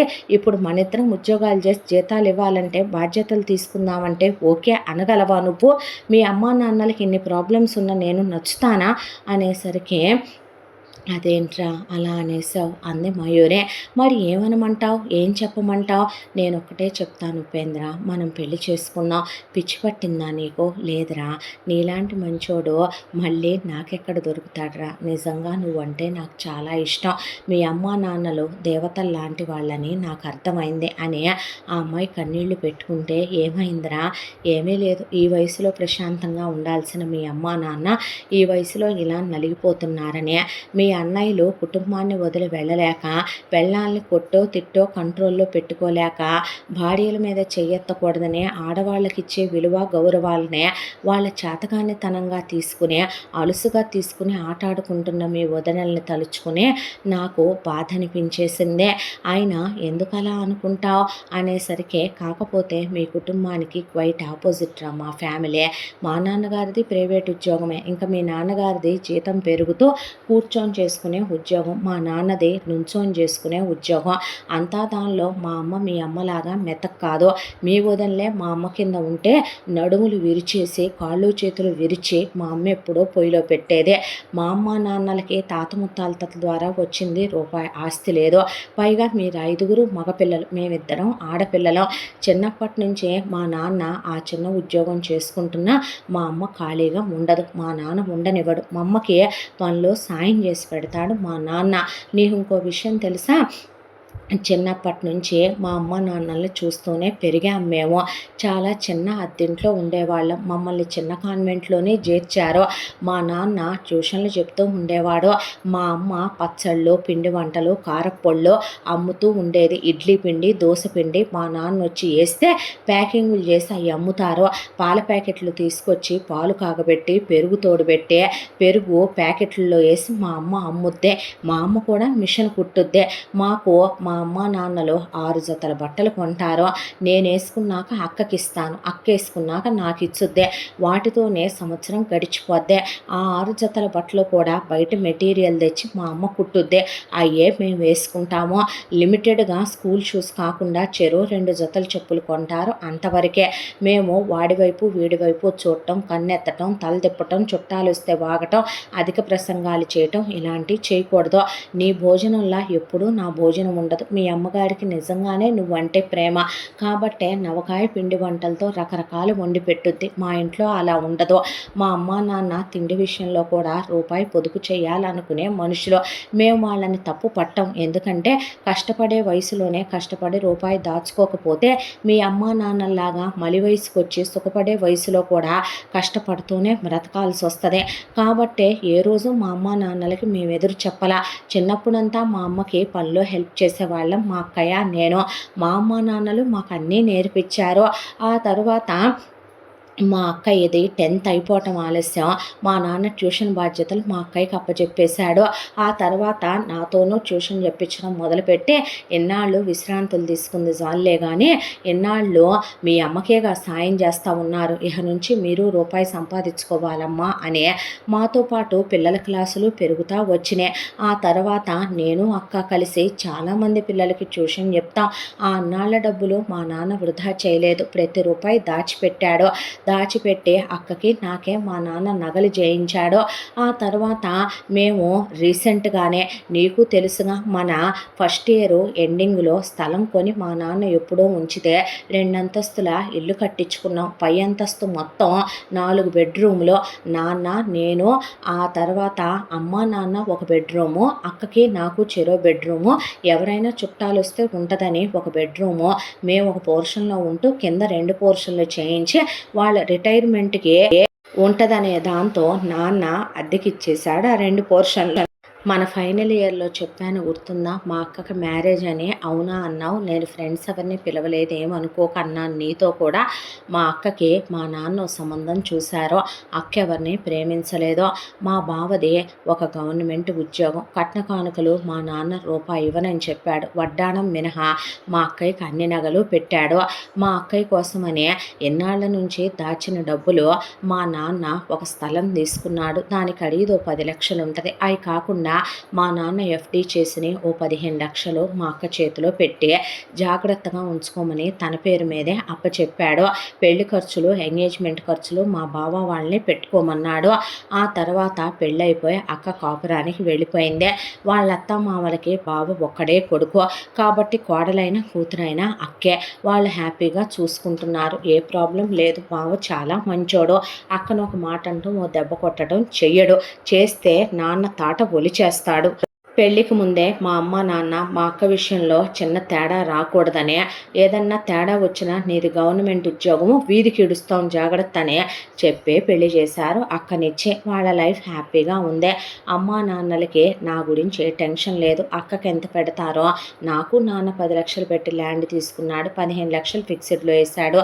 నాకు బంగారం మొత్తం చేయించి పక్కన పెట్టారు.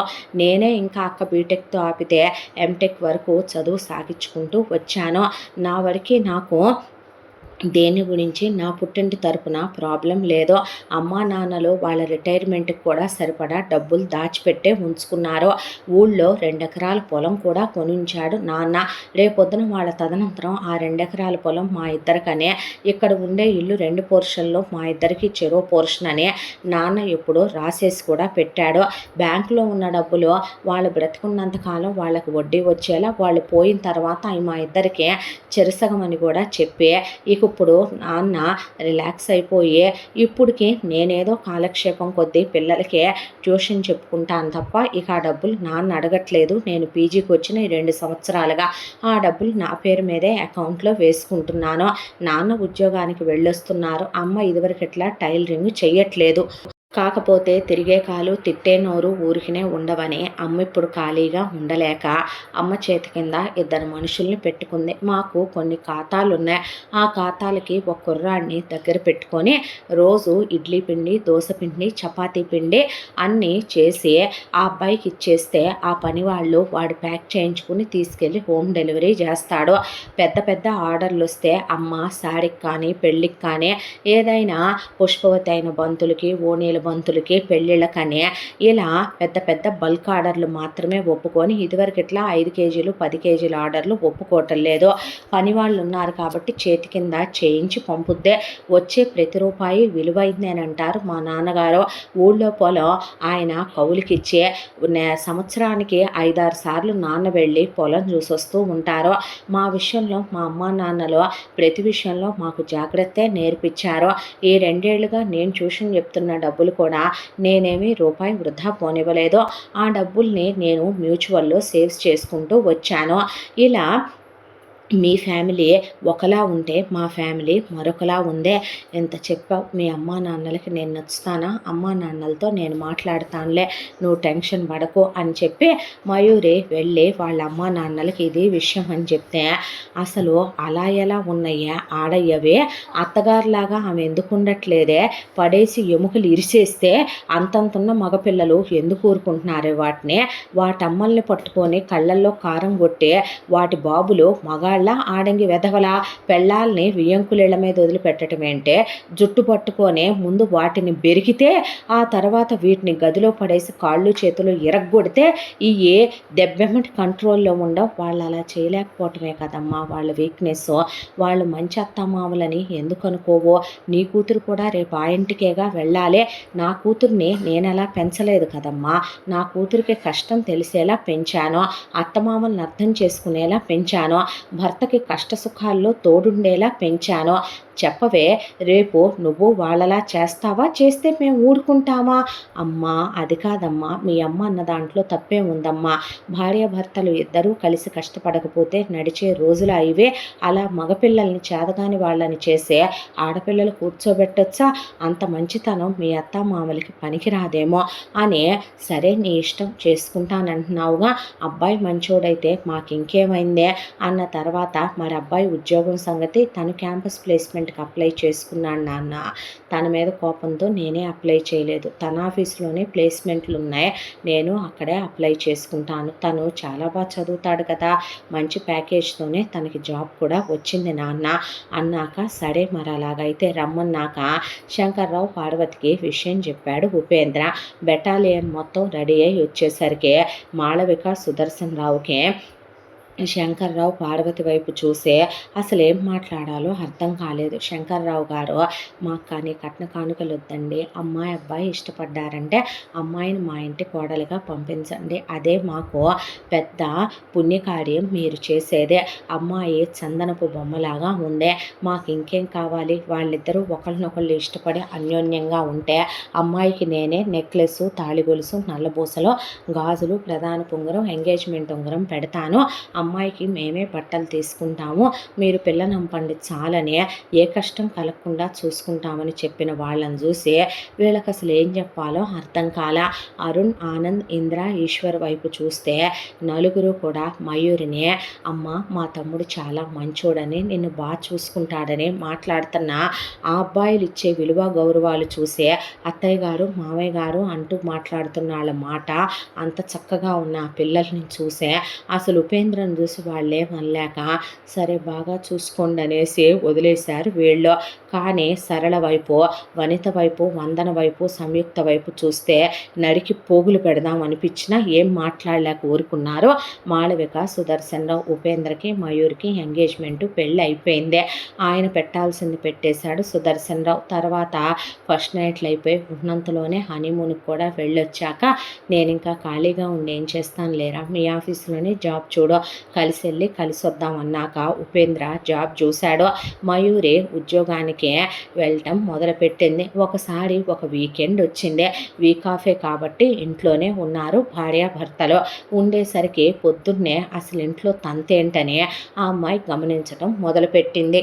అలా లేచి హాల్లోకి వచ్చేసరికి బావలు నలుగురు బుద్ధిమంతుల్లాగా చక్కగా స్నానం చేసి రెడీ అయ్యి అలా కూర్చొని టీవీలో మ్యాచ్ చూస్తున్నారు. ఆ అమ్మాయి వస్తే ఏంట్రా టీవీ చూస్తావా అంటే అంటే పాటలు పెట్టుకుందామని బావగారు. పర్లేదులే మీరు మ్యాచ్ చూస్తున్నారుగా అంటే పర్లేదు పాటలే చూద్దాం మేమేమైనా చూస్తాం అన్న తర్వాత పాటలే పెట్టి ఇవి ఓకేనా అన్న తర్వాత దా కూర్చో చూద్దాం అంటే లేదు బావగారు పాటలు వింటూ పని చేసుకుందామని అని బెడ్రూమ్లోకి వెళ్ళేసరికి అప్పటికే ఉపేంద్ర శుభ్రంగా బెడ్రూమ్ అంతా క్లీన్ చేసి బెడ్షీట్లన్నీ దులిపి బిఫోర్ డే వన్నీ తీసేసి అవి లాండ్రీ బాస్కెట్లో వేసేసి శుభ్రంగా యువతలకు వచ్చేసి ఏం పని లేదురా బెడ్రూమ్లో దా కూర్చుందాం అనేసరికి చీపిరి తీసుకొని ఊడవబోతే అత్తగారు నేను ఊడ్చేసాను తల్లి ఇల్లు మేము మాప్ పెట్టేశాంగా అనేసరికి ఒకవైపున ఒక బావ లేచి వెళ్ళి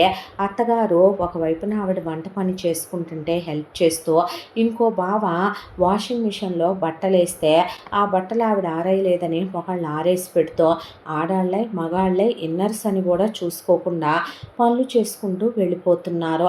ఒక బావ లేచి వెళ్ళి గుమ్మంలో ముగ్గు పెట్టి పర్ఫెక్ట్ అని ఇంకో బావకి హైఫై కొడుతుంటే మొగుడు బయటికి వెళ్ళి కావలసినవన్నీ తెచ్చి ఫ్రిడ్జ్లో సర్దేస్తున్నాడు. ఆడవాళ్ళు ఇలా ఉన్నారు వీళ్ళు అసలు నిద్ర లేవలేదు.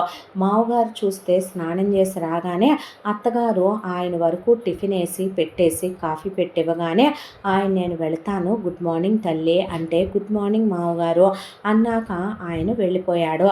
ఆ తర్వాత బావలు అలా టిఫిన్ తినకుండా కూర్చున్నారు. అత్తగారు ఈలోపు వెళ్ళి మిషన్ కుట్టుకుంటూ కూర్చుంటే ఆ అమ్మాయి అలా చూస్తూ కూర్చుంది. టైము 7, 8, 9, 10, 11 ఆ టైంకి అనుకుంటూ ఒకళ్ళ తర్వాత ఒకళ్ళు లేచి బెడ్ కాఫీ బ్లాక్ కాఫీ నాకు హార్లిక్స్ బూస్ట్ అనుకుంటూ వీళ్ళు లేచి అత్తయ్య అని కేకలు వేసేసరికి మిషన్ కుట్టే మనిషి ఆవిడ లేచి ఉలిక్కిపడి వచ్చింది. వచ్చి వంటగదిలోకి వెళ్ళి నలుగురికి 4 కప్పుల్లో పోసి తీసుకెళ్తే కాఫీలో షుగర్ జాల్లా బ్లాక్ కాఫీ ఇంకొంచెం కాగుండాల్సిందే. ఏంటత్తయ్య రోజు చెప్పాలా హార్లిక్స్లో నేను బెల్లం వేసుకుంటానని అయినా మీరేంటండి బాబు ఏ రోజు బూస్ట్ నాకు సరిపడా 7-8 స్పూన్లు వేయమంటే వెయ్యరు అని తిట్టుకుంటానే లేచి తాగి అలాగే కొప్పులు పెట్టుకొని మోకాళ్ళ పైకి నైటీలు వేసుకొని అలా పళ్ళు కూడా తోమకుండా వచ్చి హాల్లో కూర్చున్నారు. కూర్చున్న తర్వాత గీజర్ అత్తయ్య అనేసరికి వెళ్ళి ఆవిడ గీజర్ వేసి ఈలోపు ఆవిడ చీపిరి తీసుకొని వీళ్ళ నలుగురు గదుల్లోకి వెళ్ళి బిఫోర్ డేవి ఉన్నాయి క్లీన్ చేయబోతే బావగారులో ఆగమ్మ అని ఆవిడని బయటికి పంపించి వాళ్ళే పిల్లో కవర్లు తీసేసి బెడ్షీట్లు తీసేసి లాండ్రీ బాస్కెట్లో అవన్నీ తెచ్చి మిషన్లో పడేసి లిక్విడ్ వేసి మిషన్ ఆన్ చేసేసి వాళ్ళ గదులు ఊడ్చేసుకొని మాప్ పెట్టేసుకొని వచ్చేసారు. అంతా దాంట్లో పెళ్ళాలని వెళ్ళండి మా బట్టలు అవన్నీ తీసి పెట్టారా పెట్టామనేసరికి గదుల్లోకి వెళ్ళిపోయారు. ఈలోపు అత్తగారు వంటగదిలోకి వెళ్తే అమ్మ నువ్వేం తాగుతావు నేను వస్తున్నానులే పదండి అత్తమ్మ అనే అమ్మాయి లోపలికి వస్తే ఆవిడ 5 కొడుకులకి 5 పెద్ద గ్లాసుల్లో పాలు పోసి 5 కొడుకులకి కలిపి డ్రై ఫ్రూట్ పౌడర్ కలుపుతుంటే ఆవిడ ప్రేమ కనిపించింది అందులో. అమ్మ నీకురా అంటే నేను అదే తాగుతాను అంటే ఆ అమ్మాయికి కూడా కలిపి మీరు తాగట్లేదేంటి అత్తయ్య ఉన్నాయిగా పాలు అంటే అది కాదమ్మా ఆ పాలు తోడు పెడితే మజ్జిగ చేస్తే ఇద్దరికి సరిపోతాయి పెరుగైనా ఇద్దరికి సరిపోద్ది అనేసరికి ఆవిడలో తల్లి మనసు భర్తకి పొదుపు చేయాలనుకునే ఒక ఉత్తమ ఇల్లాలు కనపడే ఏమీ మాట్లాడలేక మయూరి అప్పుడు మా గ్లాసుల్లో నుంచి 6 ఉన్నాగా 6 గ్లాసుల్లోంచి కొంచెం కొంచెం తీస్తే మీకు ఒక గ్లాస్ అవుద్ది మీరెందుకు తాకుండా కడుపు మార్చుకుంటారు అత్తమ్మ అని ఆ అమ్మాయి వరుసగా అందరి గ్లాసుల్లో నుంచే 4 చెంచాలు తీసి పోసేసరికి మళ్ళీ ఆవిడ గ్లాస్ పాలే ఆవిడ చేతిలో పెట్టి కూర్చొని తాగండి అన్న తర్వాత ఆవిడ తాగింది. కొడుకులు ఆ అమ్మాయి వైపు ఆవిడ వైపు అలా చూస్తూ కూర్చున్నారు. ఆ తర్వాత టిఫిన్ అనే వీళ్ళు వచ్చేలోపు అత్తగారు లోపలికి పరిగెత్తుకుంటూ వెళ్ళి ఒకళ్ళకి వేడివేడిగా దోశలు, ఇడ్లీ, సాంబార్, పొడులు, చట్నీ, ఆ తర్వాత ఒకళ్ళకి ఓట్స్, ఒకళ్ళకి ఫ్రూట్స్ ఫ్రెష్గా కట్ చేసి జ్యూసు, ప్లస్ అవి కాకుండా డ్రై ఫ్రూట్స్, నట్స్ వేస్ట్ చేసిన సలాడ్, ఒకళ్ళకి బాయిల్డ్ ఎగ్స్ ప్లస్ వాళ్ళకి కావాల్సినవి అన్నీ, మళ్ళీ కాక తింటూ ఉండగా వీళ్ళ మధ్యలో టేస్ట్లు మారిపోయి నాకు ఆమ్లెట్లు కావాలని అవని ఇవని వీళ్ళు తినేసి చేతులు కడిగేసుకొని అవన్నీ అక్కడే పడేసి బెడ్రూముల్లోకి వెళ్ళిపోయాక కొడుకులు వెళ్ళి తల్లికి హెల్ప్ చేస్తే డైనింగ్ టేబుల్ మీద ప్లేట్లు అవన్నీ తీసి సింకులో పడేశాక ఆవిడ వేడి వేడిగా హాట్ బాక్స్లో ఇడ్లీలు దోశలు తీసుకొచ్చి మళ్ళీ చక్కగా సాంబారు పొడులు చట్నీ నెయ్యి అక్కడ పెట్టాక రామ్మ తిందుగానే నీకేమైనా చేసి పెట్టినా వద్దత్తమ్మా నేను ఇవే తింటానని కూర్చున్నాక ఆవిడ తినకుండా కొడుకులకి పెట్టుకుంటూ తినండి నాయన తినండి అయ్యా ఇంకొంచెం నెయ్యి వేసుకో పెద్దోడా ఉపేంద్ర ఇంకొక దోశ పెట్టుకోమ్మా ఉడా ఇందు నువ్వు ఇంకొంచెం పెట్టుకో నాయన అని ఆవిడ చెప్తుంటే ఆవిడ తల్లి మనసు ప్రేమ కనపడింది. కోడళ్ళు చచ్చారా, వాళ్ళకి ఏమన్నా రోగాలు వచ్చినాయా, మంచాన పడ్డారా, వాళ్ళు మొగుళ్ళకి పెట్టుకోవాలా, ఆవిడే కొడుకులకు పెట్టుకోవాలా, కామ్గా తినేసే అమ్మ నువ్వు తినవే అనేసరికి చేపట్టుకొని కూర్చోబెట్టి మయూరే తినండి ముందు మీరని ఆవిడ కొట్టిస్తే కూర్చొని తిన్నదే. ఆ తర్వాత ఇంట్లో ఉన్న బట్టలు గిట్టలు మొత్తం ఆరేయటం డస్టింగ్ చేయటం అన్నీ పావలే చేసుకుంటూ వెళ్ళిపోయాక ఆవిడ వంట చేయాలమ్మా అంటూ ఉండగా మీరు మిషన్ కుట్టుకోండి అత్తయ్య ఎన్నిసార్లు లేస్తారు ఆ మిషన్ మీద నుంచి నేను ఇంట్లోనే ఉన్నానుగా నేను చేస్తానులేండి అమ్మ నువ్వా పర్లేదు ఏమైంది అని లోపలికి వెళ్ళి ఉప్పు అనేసరికి చెప్పు మయో అన్నాక ఈ వెజ్జీస్ తీసుకెళ్ళి కట్ చేసుకొచ్చేయమ్మ బంగారం అలాగే అని అన్నలు కమాన్ అటాక్ అనేసరికి వాళ్ళ అన్నయ్యలు వచ్చి ఈ సైజ్ చాలా ఇలా కట్ చేయమా ఇలా చేస్తే చాలా అనేసరికి క్యారెట్లు ఆలుగడ్డలు ఇలా నాకు టొమాటోస్ కొత్తిమీర పుదీనా నాకు ఆనియన్స్ బంగాళదుంపలు అన్నీ కట్ చేసి పెట్టండి అంటే ఓ ఎస్ అని కూర్చొని నవ్వుకుంటూ జోకులు వేసుకుంటూ అన్నదమ్ములు చక్కగా వెజిటబుల్స్ కట్ చేసి ఇచ్చారు ఆ అమ్మాయికి. దాంతో పెద్ద అండి పెట్టి వెజిటబుల్ బిర్యానీ చేసేసి రైతా చేసి దాంట్లో పూల్ మఖానా చక్కగా మిల్ మేకరు మష్రూమ్స్ అన్నీ వేసి ఒక వెజిటబుల్ కుర్మా విత్ పన్నీర్ కూడా వేసి చేసి పక్కన పెట్టి రైతా చేసి పక్కన పెట్టేసింది. గుమగుమలాడిపోతుంది వాసన. అవునా బావగారు అని ఉప్పు దామ్మ డైనింగ్ టేబుల్ మీద సర్దుదుగానంటే మేము ఉన్నాం గారా అని డైనింగ్ టేబుల్ మీద సర్దాక ఫ్రెష్గా అలా ఆరెంజెస్ తీసుకొని కట్ చేసి ఇస్తుంటే అన్నదమ్ములు ఒకళ్ళకొకళ్ళు అందించుకుంటూ జోకులేసుకుంటూ జ్యూస్ తీసి 2 జగ్గుల నిండా పోసేశారు.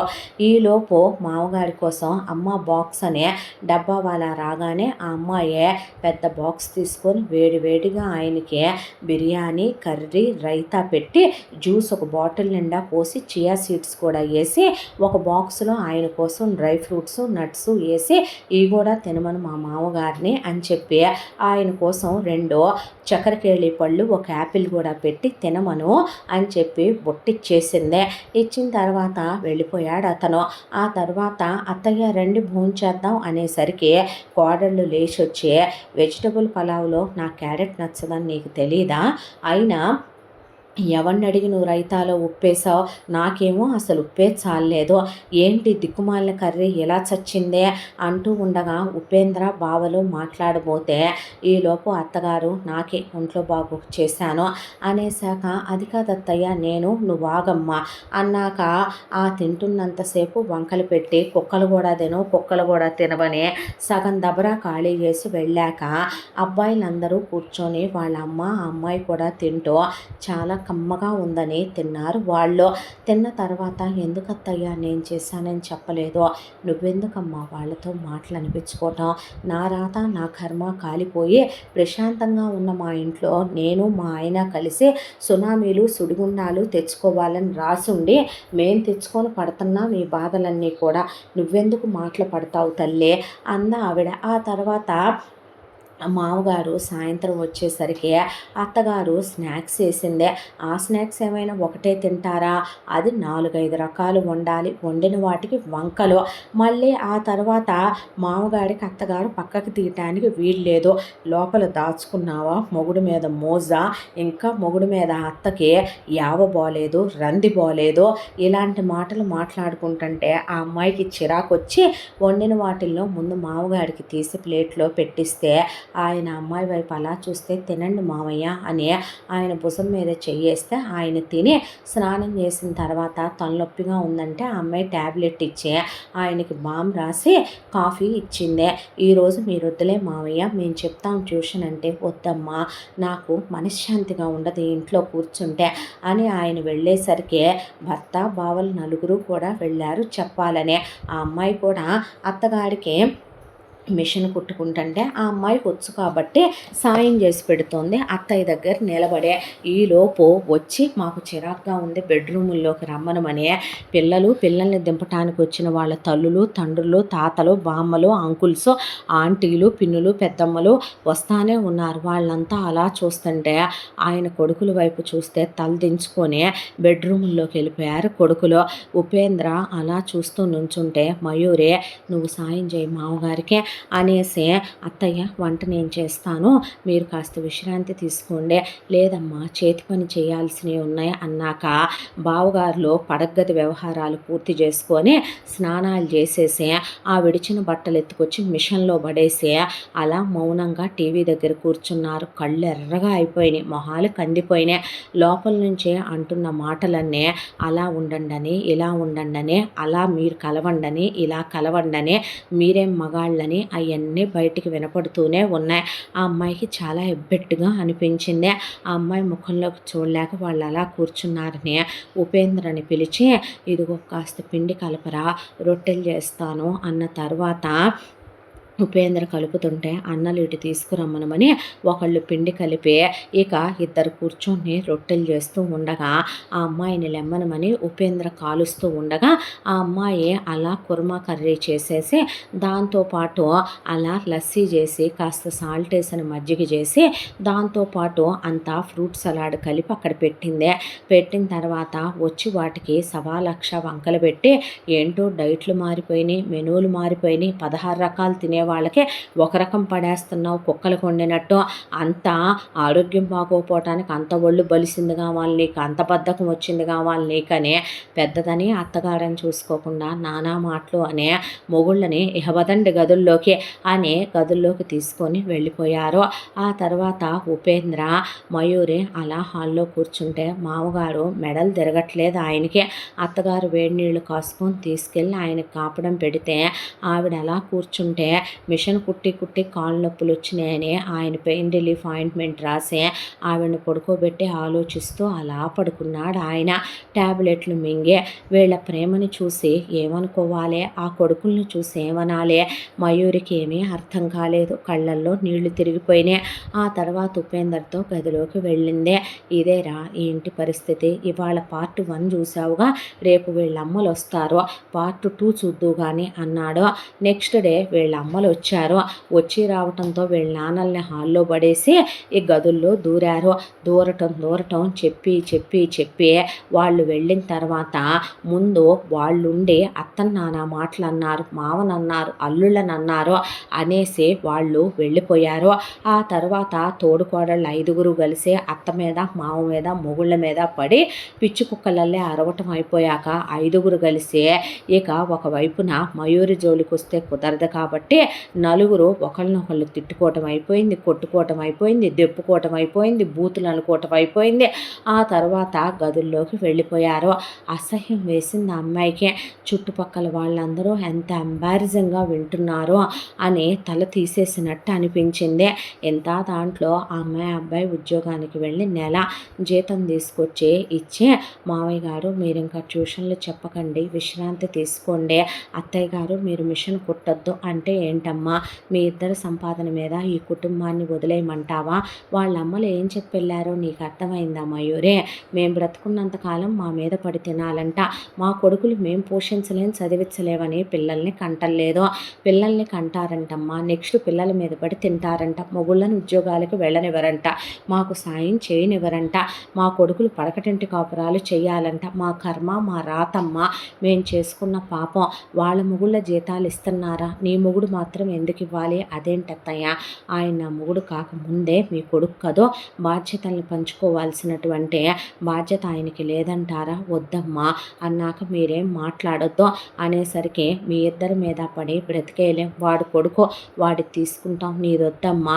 కనీసం మేము సడన్గా పోయామనుకో మమ్మల్ని తగలేయటానికన్నా ఉంటాయి ఉంచంటే, అత్తయ్య మా ఆత్మలు మేము పోయాక చూస్తాయమ్మా, వీళ్ళ గతులేమవుతాయా, వీళ్ళ బతుకులేమవుతాయా అని విసిగేసిపోయే ఆ అబ్బాయి జీతం వరకు తీసుకొని ఆయన పని మానమని చెప్పినా మానట్లేదు. బాగా ఇద్దరు ఆరోగ్యాలు పాడైపోతున్నాయి. ఆ అమ్మాయికి దిగులు పట్టేసుకుందే. ఉపేందర్తో పాటు వాళ్ళ అన్నలు నలుగురు కూడా నలిగిపోతున్నారు. వీళ్ళు రోజుకి ఇంకా రెచ్చిపోతున్నారు. సినిమాలకు వెళ్ళటం, షాపింగ్లు చేసి రావటం, అప్పులు చేయటం. ఒకవైపున వెళ్ళి ఆ అప్పులు వచ్చి మామగారి మీద కూర్చుంటే ఆయన మాట పడలేక, ఎవరి దగ్గర చేయి జాపలేక, ఒకవైపున ఆయన అవన్నీ కట్టుకు రావటం.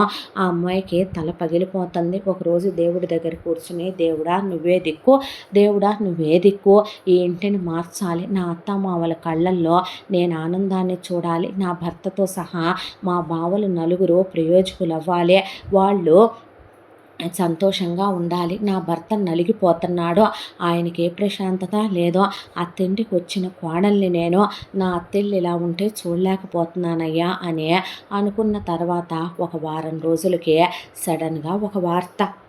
మామగారు పనిచేసే ఆఫీసులో ఆయన వయసు ఎక్కువైపోవటం వల్ల, ఏజ్ లిమిట్ దాటిపోవటం వల్ల ఆయన ఆఫీస్లో నుంచి తీసేశారు అని ఆయన దిగులుగా, వాళ్ళు థ్యాంక్స్ చెప్పి ఇన్నాళ్ళు సర్వీస్ చేసినందుకు విధుల్లో నుంచి తొలగించామనేసరికి కాళ్ళు ఇడ్చుకుంటూ ఇంటికి వచ్చి కూర్చున్నాడు.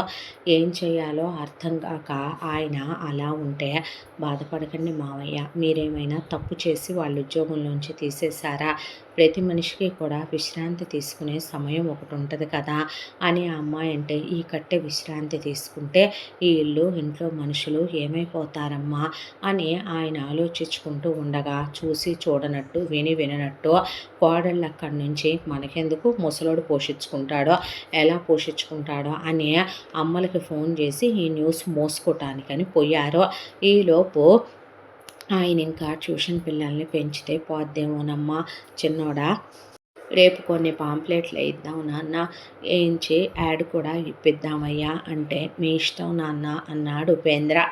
తండ్రి పరిస్థితి చూసిన నలుగురు కొడుకులు ఇంకా ఉద్యోగానికి వెళ్ళకపోతే మనుషులు అనిపించుకోం అనే దాంతో తెల్లారేసరికి ఉద్యోగానికి బయలుదేరబోతే, పెళ్ళాలు ఎక్కడికి మీరెళ్ళేదే, మీరు ఉద్యోగానికి వెళ్ళొస్తే మా ఒంటి మీద రోజుకొకసారి కన్నా చెయ్యెయ్యరు, పైగా మీ జీతాలు మాకివ్వరు, మీ అమ్మ బాబులకి జీతాలు ఇచ్చేటప్పుడు మేము పస్తులుండి మీరు ఉద్యోగాలకు వెళ్ళాల్సిన అవసరం ఏమి లేదు, మూసుకొని గదిలోకి వెళ్ళండి అనేసరికి, మేము వెళ్ళాల్సిందేనంటే వెళ్తే పద్ధతిగా ఉండదు అన్నాక అత్తలు వచ్చి, ఓయ్ ఎక్కడికి బయలుదేరుతున్నారు అనేసరికి అలా కూర్చొని ఉద్యోగానికి అన్నాక, ఎక్కడికి బావగారు అని మయూరి అడిగితే, జాబ్ కోసం వెళుతున్నామమ్మా అని వెళ్ళి ఆఫీసుల చుట్టూ తిరిగి అప్లికేషన్లు ఇచ్చుకొని వచ్చారు వాళ్ళు.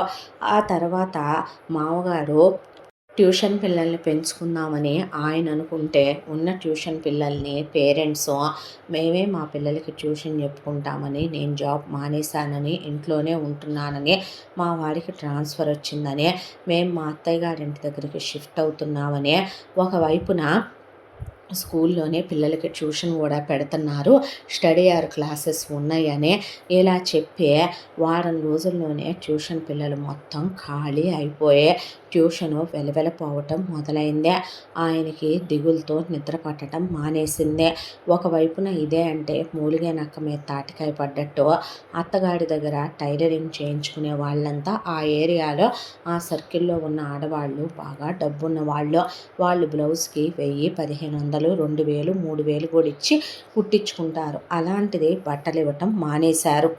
అత్తగారు ఏమైంది బట్టలు ఇవ్వట్లేదు అని అడిగితే, మా అమ్మాయి కుట్టించుకొచ్చేసింది పార్వతి గారు, మా కోడలు కుట్టించేసిందండి, మా వియ్యపురాలు కుట్టించి పంపిందండి అని వాళ్ళు ఇలా చెప్తూ ఉండగా వాళ్ళని బలవంతంగా బట్టలు ఇమ్మనమని ఆవిడేం అడుగుద్దే.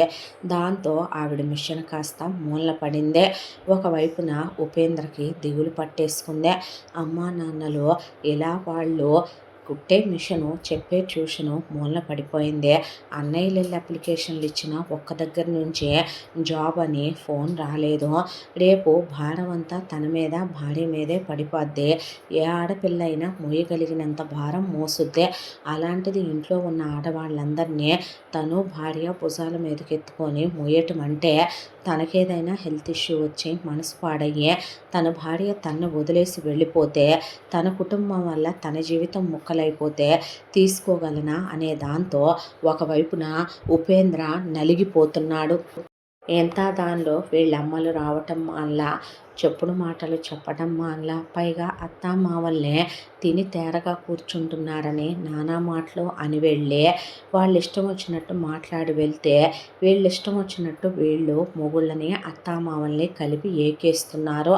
ఒక నెల రోజులు ఉపేంద్ర మయూరికి వచ్చిన జీతంతో ఇల్లు గడిచిపోయింది. ఆ తర్వాత ఉపేంద్రని మయూరిని లోపలికి వాళ్ళ సారు పిలిచి, ఇక్కడ స్టాఫ్ ఎక్కువైపోయారు, ఈ బ్రాంచ్ నుంచి మీ ఇద్దరిని ఉద్యోగంలోంచి తీసేస్తున్నాము, ఒకవేళ ఉద్యోగంలో కంటిన్యూ అవ్వాలనుకుంటే బాంబే, బెంగళూరు ఇలాంటి ప్లేసెస్కి మిమ్మల్ని ట్రాన్స్ఫర్ చేస్తాననేసరికి ఉపేంద్ర కూర్చుని వెంటనే ఇంటర్నెట్లో కాస్ట్ ఆఫ్ లివింగ్లు చూసుకుంటే చిన్న గదే 25,30,000 ఉంది. ఇప్పుడు ఇక్కడి నుంచి అమ్మా నాన్నల్ని అన్నల్ని వదినల్ని తీసుకొని అక్కడికి వెళ్తే తన జీతం అద్దెకి సరిపోద్దే. మరి ఇల్లు జరగటం ఎలాగా, ఇంతమందిని ఎలా పోషించాలి అక్కడ అనే దాంతో అది అయ్యే పని కాదు సార్, ప్లీజ్ ఇదే బ్రాంచ్లో ఉంచొచ్చు కదా అంటే, ఇక్కడ స్టాఫ్ ఎక్కువైపోయారు ఉపేంద్ర, మిగతా వాళ్ళందరూ వెళ్ళటానికి ఓకే అంటున్నారు అన్న తర్వాత ఏం మాట్లాడాలో అర్థం కాల.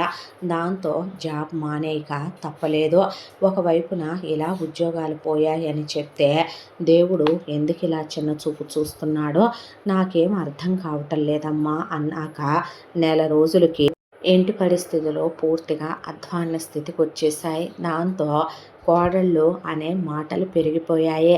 ఎలా ఇల్లు జరిపించుకొని రావాలి అనే దాంతో ఇంట్లో ఉన్న బంగారాలు అమ్మితే అని ముందు మీ 5 అన్నదమ్ముల మెడలో ఉన్న హ్యాండ్ చైన్లు, మెడలో చైన్లు, కడియాలు తీసి ఆ ఉంగరాలు తీసి అమ్ముకురండి, ఇల్లు జరుగుద్ది అనేసరికి తీయబోయిన కొడుకుల్ని వద్దయ్యా ఆగండ్రా, మీరు పుట్టిన దగ్గర నుంచి నేను ఎప్పుడు అలా చూసుకోలేదు, మీ అత్తగారు వాళ్ళని పెట్టమని కూడా నేను ఏ రోజు అడగలేదయ్యా అని ఆవిడ చేతికున్న 1/2 డజను గాజులు తీసి ఉపేంద్ర చేతిలో పెట్టి వెళ్ళి అమ్ముకురాపో నాన్న అన్న తర్వాత అమ్మ అంటే వెళ్ళు పర్వాలేదన్నాక అలా తాకట్టు కొట్టు దగ్గరికి వెళ్ళాడు అమ్ముదామని. వెళ్ళేసరికి ఆవిడ గాజులు తీసుకొని, ఇంత అమౌంట్ ఈరోజు లేదు బాబు, నేను మీకు తెలుసు కదా, రేపు ఇస్తానయ్యా, వచ్చేయి రేపు మధ్యాహ్నం నుంచే అన్నాక తెల్లారి మధ్యాహ్నం ఉపేంద్ర వెళితే ఆ పక్కన వాళ్ళు షాప్ క్లోజ్ చేసింది. ఏంటండి రాత్రి వాళ్ళోళ్ళు ఫారెన్లో ఉన్నారయ్యా, బాలేదని ఫోన్ వచ్చిందంట, అమెరికా వెళ్ళింది, 6 నెలలాగా వచ్చుద్దనే పాటికి కాళ్ళు కొట్టుకుంటూ ఉపేంద్ర వెనక్కి వచ్చాడు. దాంతో ఇలాగే కూర్చుంటే ఏడిసినట్టు ఉంటుందిలే కానీ చేతగాని సన్నాసి వెళ్ళాడు వచ్చాడు, అది కాస్త వెనక్కి ఇచ్చానో వచ్చానో సచ్చానో కాదు ఎవడికి తెలుసో అనేసరికి ముందు తీయండి నగలు అని వాళ్ళ మెళ్ళల్లో ఉన్న తాళి, నల్లబూసలు, ఆవిడ పెట్టిన నెక్లెస్, గాజులు, అలాగే మొగుళ్ళ మెళ్ళల్లోయే అత్తగారి మెళ్ళలో ఉన్నాయి, మామగారి మెళ్ళలో ఉన్నాయి, ఉపేంద్ర మయూరి దగ్గరే కూడా మొత్తం తాళి గొలుసులతో సహా తీసి పక్కన పెట్టిన తర్వాత ఇవన్నీ కాదులే కానీ ముందు ఈ మొత్తం అక్కర్లేదు, మగాళ్ళ వరకు తీసుకెళ్ళి నువ్వు అమ్ముకురా పోవే, నువ్వు అమ్ముకొస్తే ఆ తర్వాత మిగతాయి అవసరాన్ని బట్టి అమ్ముదామని సరళని పంపారు. అలా వెళ్ళిన సరళ కాస్త ఆటోలో బయలుదేరి వెళ్తూ ఉండగా ఆటోవాడు కత్తి చూపించాడు. దాంతో అక్కడికక్కడే ముందు ఆ బ్యాగు ఇచ్చేసి పారిపోయి వచ్చింది. వచ్చేసేసరికి ఆటోవాడే కాజేశాడా, నువ్వు నీ పుట్టింటికి పంపించి నాటకాలు ఆడుతున్నావా అని తోడుకోడళ్ళు నలుగురు కలిసి కొట్టుకోవటం, గోళ్ళకేసి జుట్లు పీక్కోవటం, బట్టలు చించేసుకోవటం అయిపోయిన తర్వాత మిగతా నగలన్నీ తీసుకొని నలుగురు వెళ్దాం పదా, ఎవడు కొట్టేస్తాడో చూస్తా, ఏం చేస్తాడో చూస్తానని చెప్పి ఆ తర్వాత నగలు తీసుకొని నలుగురు కలిసి ముందు ఒక గోల్డ్ షాపుకి వెళ్ళారు. వెళ్తే గీటేసుకొని తీసుకొస్తానని లోపలికి వెళ్ళిన అతను అసలు ఈ బంగారమే కాదమ్మా, గిల్ట్ నగలు అనేపాటికి ఏంది అని అక్కడి నుంచి ఆ పక్కనే ఉన్న 5-6 షాపులకి వెళ్ళారు. గిల్ట్ నగలు అనేపాటికి ఇంటికి వచ్చి అత్తగారిని గిల్ట్ నగలు అంటగా నువ్వు మాకు పెట్టిందంటే కొడితే పళ్ళు రాలిపోతాయి అని నేను అనను, నాకు సంస్కారం ఉంది. గిల్ట్ నగలు ఎందుకు పెడతానమ్మాయి, నేను ఏ రోజు నుంచో నేను కాపురానికి వచ్చిన దగ్గర నుంచి గ్రాము నా కోడళ్ళు వస్తారని నా కొడుకులకు కూడా గిల్ట్ వేసి తిప్పుకునేంత అధ్వాన్నమైన స్థితిలో నేను లేను. నా అత్తగారు నా పుట్టింటి వాళ్ళు పెట్టిన నగలు కూడా తీసుకెళ్ళి ఏంటిదంతా అనేసరికి మీరు అడగరేంటత్తయ్యా, నలుగురు వెళ్ళారుగా, ఏమో ఏం చేసుకొని వచ్చారో, ఏం జరిగిందని మీరు కనుక్కోరే అంద మయూరి అనేపాటికి. అంటే ఏంటే మేము నలుగురం కలిసి అమ్మేసుకున్నాం, కాజేసామంటున్నావా అనేపాటికి ఏమో ఎవరికి తెలుసు, అదన్న దాంట్లో తప్పేముందలే, ఎలాంటి బతుకులు ఇక్కడున్న ఒక్కోదాని అని లోపలికి వెళ్ళిపోయింది పార్వతి. మయూరిని తిడదామంటే ఫ్యాట్మన్ డోర్ వేసుకున్న మయూరే. దాంతో వీళ్ళ నలుగురు కలిసి మరిదిని మోసం చేస్తేనేమో తప్పు కాదు, నన్ను మోసం చేస్తే మీ అందరని ఇవాళ నలుగురిని కలిపి పిచ్చి నగలంటే ఒప్పుకోలేంటి వీళ్ళు అని నలుగురు అలా కూర్చున్నారు.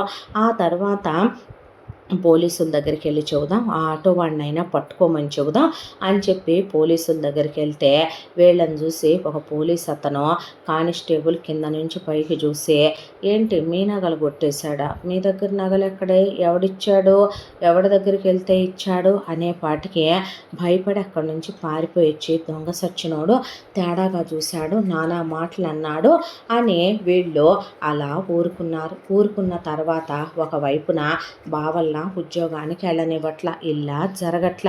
ఒకవైపున మావగారు బావలు భర్త ఉద్యోగానికి తిరుగుతూనే ఉన్నారు, ఎక్కడా ఉద్యోగాలు రావట్ల, ఇంట్లో ఇల్లు జరగని పరిస్థితే.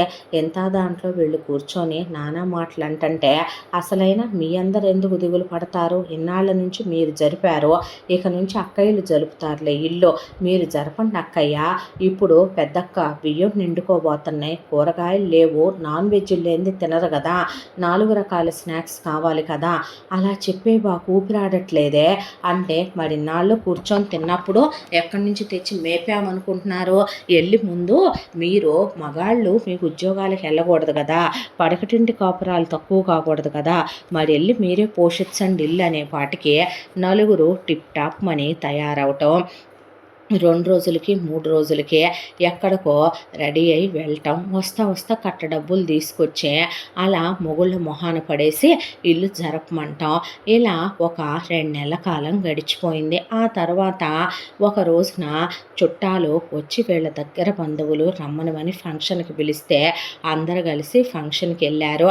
వీళ్ళు మొదటి బంతిలో కూర్చొని తినబోతే ఆగండి అమ్మాయి, మీరు తర్వాత బంతిలో కూర్చోవచ్చు, పెద్దోళ్ళు వస్తున్నారనే పాటికి అదేంది మేమెందుకు కూర్చోకూడదు, మొదటి బంతిలో మమ్మల్ని ఎందుకు కూర్చోనివ్వు, అలాంటప్పుడు ఎందుకు పిలిచావు, ఒళ్ళు బలిసా, ఎవరికి బలిసింది ఒళ్ళు, మీక మాక పనికి మాలమంతా, ఏమంట దరిద్రం వల్లే దాపరిచ్చారో వీళ్ళ బతుకుల్లోకి, మిమ్మల్ని వెనకేసుకొచ్చే మీ అత్త మామలకు ఉండాలి ఇంకిత జ్ఞానం, మీ మొగుళ్ళు చేతగాని వాళ్ళయి ఇళ్లల్లో కూర్చుంటున్నారు, మిమ్మల్ని కుక్కల్ని కొట్టినట్టు కొట్టడం చేతగాక, ఏముందే మీ దగ్గర, మీ మొగుళ్ళకు ఉద్యోగాలు ఉన్నాయా, మీ అత్త మామలకు సొంత ఇల్లుందా, ఇల్లుందా, కారుందా, ఒంటి మీద నగలున్నాయా, మీ బతుకులు చెడ, మింగ మెతుకు లేదు, మీసాలకు సంపెంగ నూనెని సిగ్గు శరం లేకుండా ఎంత బాగా మాట్లాడుతున్నారే, మీయి ఒక బతుకులేనా అనే తలా ఒక మాట అసలు నోరనే రోట్లో వేసి వీళ్ళని రుబ్బి వదిలిపెట్టారు చుట్టాలు. దాంతో అక్కడి నుంచి మాటలు పడలేక ఇంటికొచ్చి అలా కూర్చున్నారు.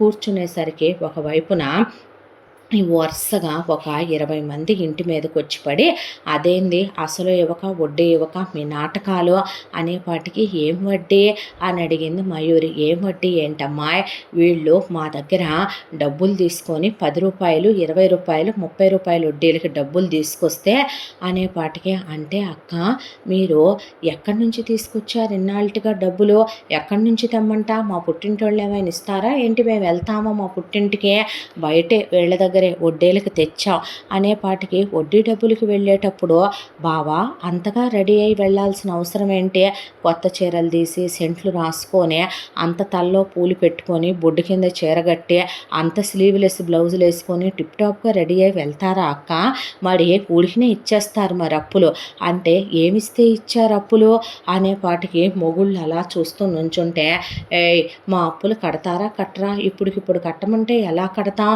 మరి అలాంటప్పుడు ఎలా ఎత్తుకెళ్ళారే వచ్చి మా మొగుళ్ళ దగ్గర డబ్బులు, ఓ పని చేయండి వచ్చి మా ఇళ్లల్లో పాచి పనులు చేయండి, ఎందుకే రేపటి నుంచి ఇలాగే మిమ్మల్ని మీ మొగుళ్ళు వదిలేసి ఊరుకుంటే అబ్బాయి చేతగా నెదవల్లాగా అలా కూర్చుంటారేందబ్బాయి, ఈ మగాళ్ళ దగ్గరకు ఆ వజాన రెడీ అయ్యి వచ్చి మగాళ్ళ ముగ్గులో దించి మాయ మాటలు చెప్పి చేతులు పట్టుకొని కాళ్ళు పట్టుకొని కన్ను కొట్టి కాలు గీటి తీసుకెళ్ళుంటాయి మా మొగుళ్ళ దగ్గర, రేపొద్దున అవసరమైతే ఎవరి దగ్గర అయినా బయట జార్చి ఏ లాడ్జీల్లోనూ హోటళ్ళకైనా వెళ్ళి కష్టం లేని పని అని డబ్బులు తెస్తారు మీ పెళ్ళాలో, మీరు ఎలాగే పనులు చేయకుండా కూర్చోండి, మీ అమ్మా నాన్నకున్న పరువు ఊడ్చుకుపోద్ది, మీ అమ్మా నాన్నకైనా ఉండాలి బుద్ధి, మీకైనా ఉండాలి, ఇంటి కోడళ్ళు ఇంటి పరువు అంటారు, ఇలా వీధులు పట్టుకొని తిరిగి అప్పులు చేసి ఇల్లు పోషించే ఆడవాటిని ఏమంటారు, ఇల్లాళ్ళనే అంటారా అని వాళ్ళు నానా మాటలనే, కరెక్ట్గా మీకు 3 రోజులు టైం ఇస్తున్నాం, ఇవాళకి 3వ రోజున మా డబ్బులు మాకు తీసుకొచ్చి కట్టి వెళ్ళకపోతే పోలీస్ కేసు పెట్టి మీ మొత్తాన్ని పోలీస్ స్టేషన్లో తోయిచ్చి వదిలిపెడతామని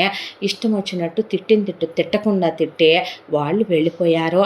ఆ తర్వాత అసలు అలా అప్పులు ఎందుకు చేశారే మీరు అని మొగుళ్ళని అడిగితే, మీరు చేతగాని ఎదవలు కాబట్టి, మీకు పెళ్ళాలను పోషించడం చేత కాదు కాబట్టి, మీ దగ్గర డబ్బులు లేవు కాబట్టి వాళ్ళు నానా మాటలు అని వెళ్ళారే, అమ్మా నాన్నల్ని మమ్మల్ని మేము ఉద్యోగానికి వెళ్ళమన్నామా, మేము పోషించమన్నామా, అలా మాట్లాడతారేంటి బావా, చుట్టాలు ఈరోజు అన్నారంటే ఎందుకని ఉంటారు మన్నే, అదే మీరందరూ ఉద్యోగానికి వెళ్ళుంటే ఈ పాటికి మనము స్థలం కొనుక్కొని ఇల్లు కట్టుకొని ఉండేవాళ్ళం, పోయిన బంగారానికి తోడు ఎంత బంగారం కొనుక్కునేవాళ్ళం, మనము కార్లు కొనుక్కునేవాళ్ళం, మీకు పిల్లలు పుట్టి స్కూళ్ళకి వెళ్తూ ఉండేవాళ్ళం, ఇవాళ వీళ్ళు మీకు సాయం చేస్తుంటే రూపాయి పరంగా ఉద్యోగం చేసే ఎంత బాగుండేది మీ జీవితం అనేపాటికి వాళ్ళకప్పటికే ఒళ్ళు మండిపోవటం మొదలైందే.